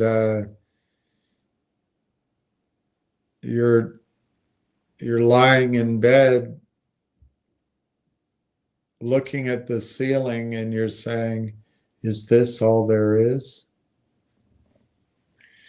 Hopefully you're not saying that. Hopefully you're getting ready for at age 98, you're getting ready for life's last great adventure. Time to do some overtime and buy some more before it's too late. I agree with that. I think everyone here is, of course, I'm bullish, and I could be bullshit, but I don't think I am. And this isn't, I tell you, this has been, I'm not complaining. I am explaining the complete opposite of that expression. This hasn't been an easy month for me.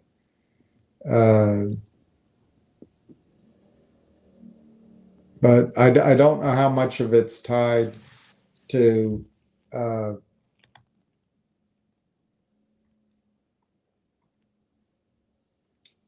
you know, I don't even know how to talk about it, but some sort of internal reactions from experiences in my childhood or something. I do know that the last month I haven't had the ability to turn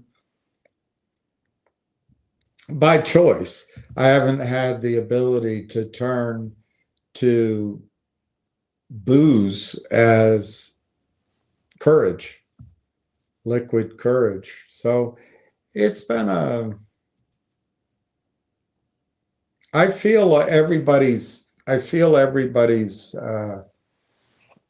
my mother would call it energy, but I feel everybody's anger and it's, but I'm not complaining. I'm just telling you that, explaining that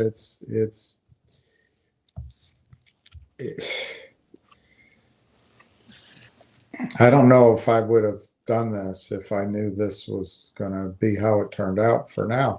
Yet, I think, still I think, and some would say you're just being stubborn and you don't have judgment, and you know, you should have given up on it already. Well, I wrestle with that. Middle of the night, first thing in the morning, I do what I suggest to you guys to do. I pull out a pad of paper, or I just use my calculator, and I try to, like this list right here. I think the buyout could happen at 50x on revenues, but revenues are growing. Maybe it's, but if you don't believe it, you can cut it in half, or you can take a third of that number. You can risk, that's what it's called. You can risk these numbers. To use the $55 number right in the middle here, if you don't believe me, you could take 2/3 off. You could divide it by 3.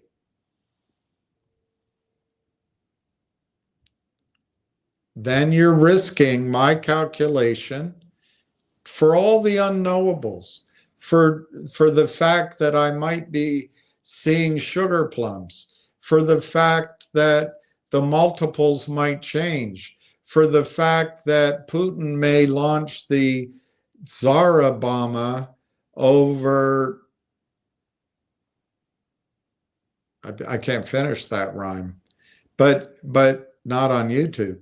But you risk it to allow for margin of error. So instead of 55, maybe you come up, if you really want to be negative and take a third of that number, you pick $18. But what I'm also trying to say, you may not have to make the decision to sell. You may not have to. I really think the most likely event is the company gets bought out.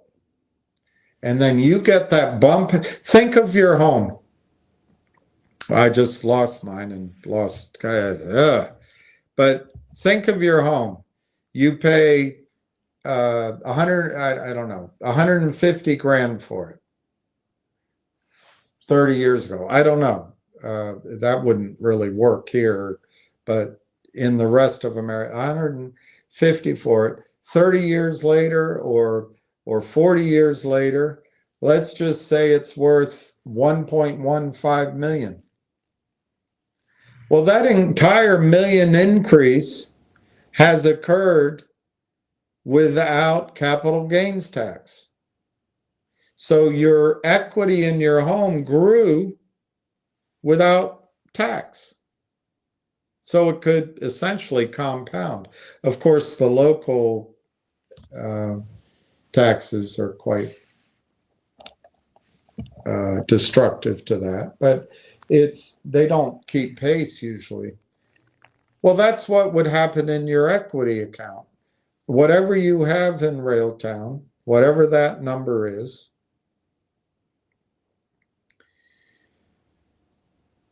by not selling it yourself, and of course that leaves out, it doesn't matter in a retirement account, but by not selling it yourself, my favorite buy, I'm just going to tell you, I think Microsoft is going to buy Railtown.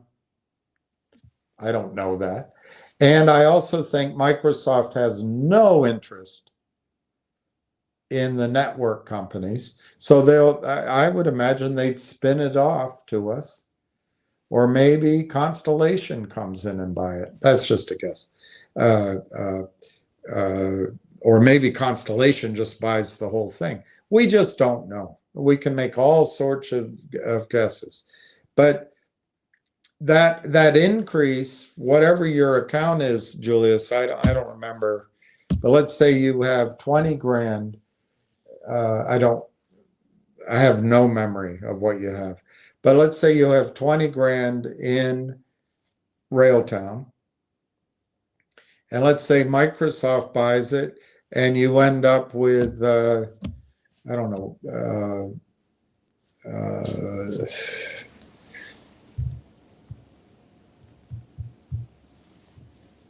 I don't know how to do arithmetic, but let's say you end up with $2.5 million worth of Microsoft stock if these high numbers come in.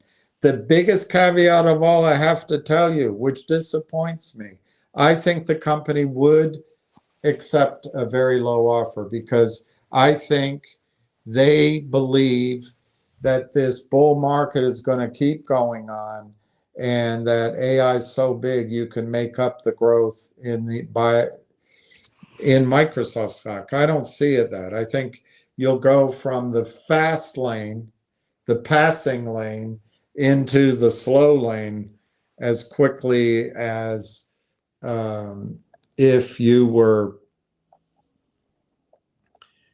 skiing down a slope in the spring, and you're skiing down a packed area, and all of a sudden you hit slush. That's how I see it. But look, we can't know for sure what's ahead, but you can have fun making projections. And when you do the projections, it gives you the strength to stay in the stock. These prices are wrong. The heaviness is on that.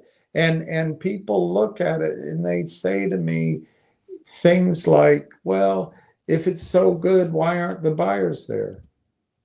Or this looks like this is where the price should be. I don't know. I don't know. Those could be day traders' points of view. But anyway, Julius, I think if you buy more, you're going to be well rewarded. Ward Richardson, William, it was great seeing you tonight. I have to take a nap before Saturday Night Live comes on.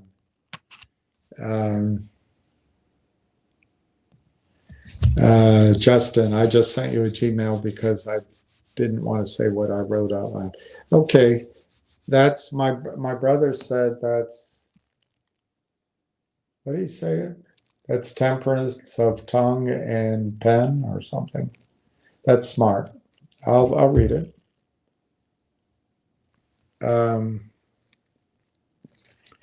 Railtown could increase cash flow and reduce costs. Well, I think if they get this kind of cash flow, which will be net, I think costs are going to be nil on that revenue. It's essentially the way to look at it. Just using oil and gas terms, I don't think it's a working interest. I think it's an override. So, but it might have a slight difference from an override because an override comes off the top of the revenue. I think that's what it'll be in the case of TELUS, but it may come off. They might have a deduct, as they call it there. They may have some numbers that come off the very tippy top, but I don't think it'll be the big part of it. So I think what Railtown gets, regardless of how that little thing gets calculated, that would essentially be a reduction. In the case I said it's 20%, maybe it nets out at 90. Look, we're dealing with guesstimates, so we don't have to know the exact detail. But it's not going to cost Railtown anything. So there's no cost to reduce. There's no cost to reduce. Right now, the company has 3 or 4 or 5 salaried management types. They're all taking a very low salary, in my judgment, 120, 160 a year. In Canadian, that's not a lot.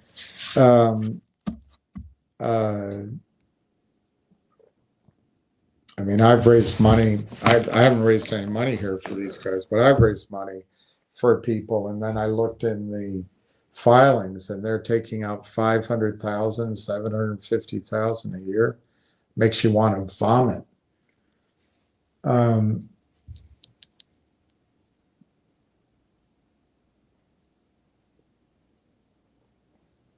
I don't think the company's going to be around long enough that reducing costs is going to be their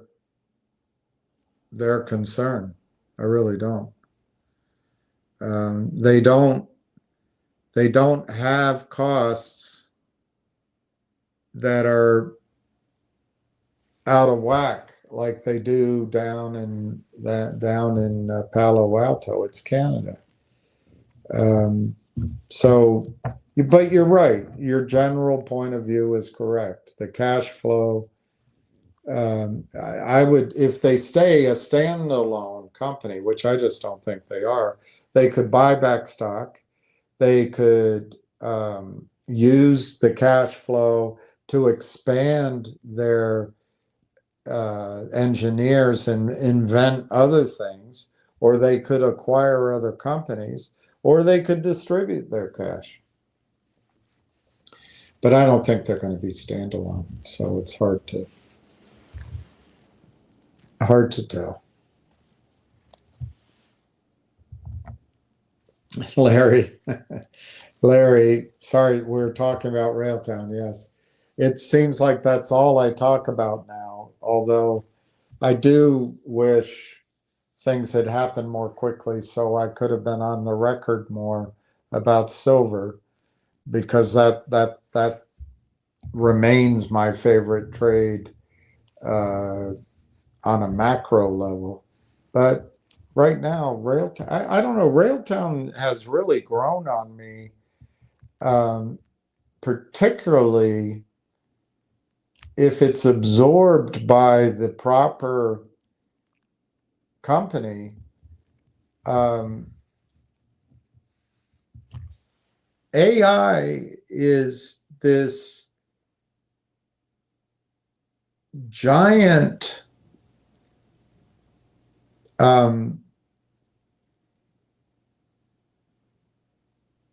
almost, in a way, it's almost like a spoiled brat child getting everything they want.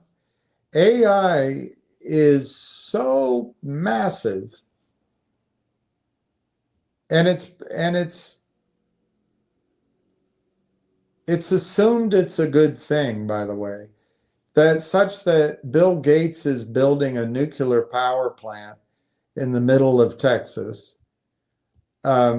These big hyperscalers are reworking the electric grid in middle America.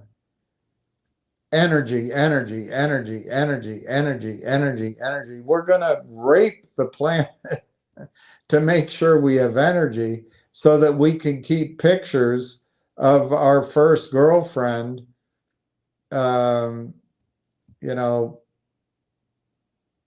in the shower, and keep it forever.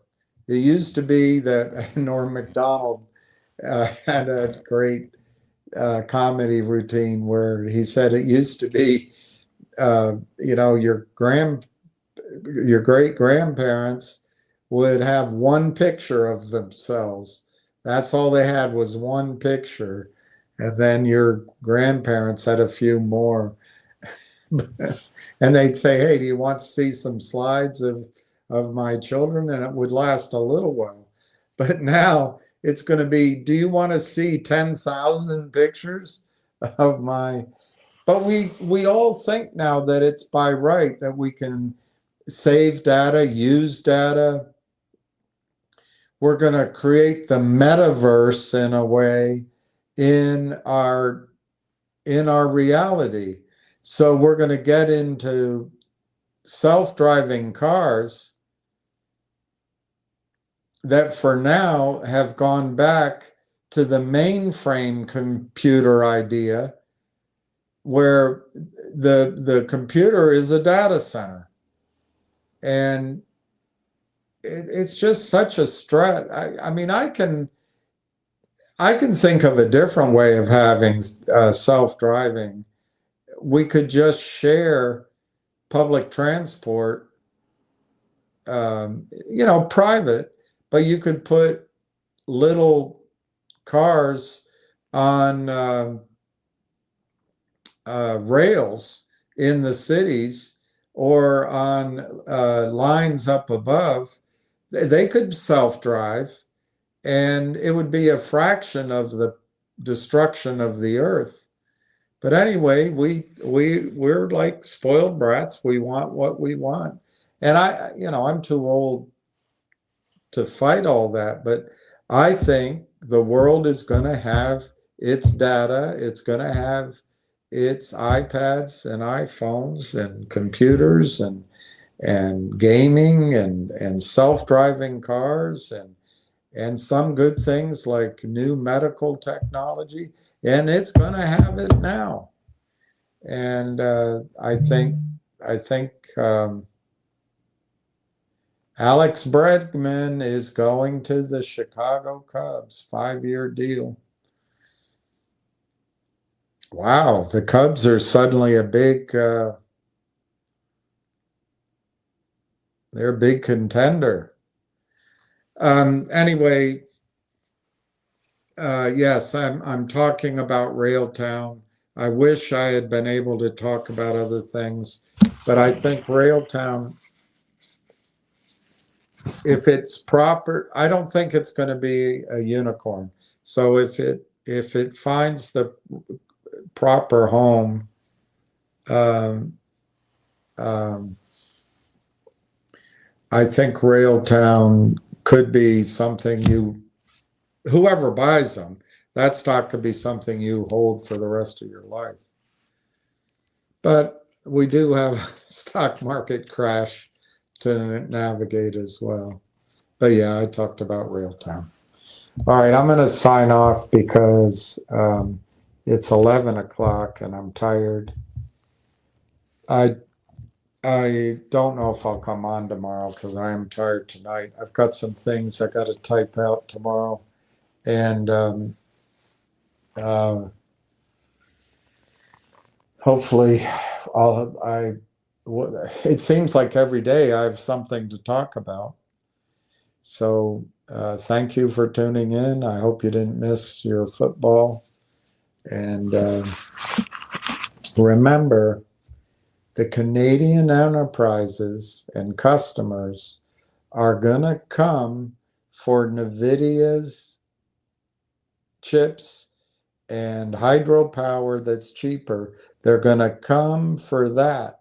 They're going to come because it's better and cheaper as a data center, but they're going to stay because of Railtown. All right. I will catch you on the flip side.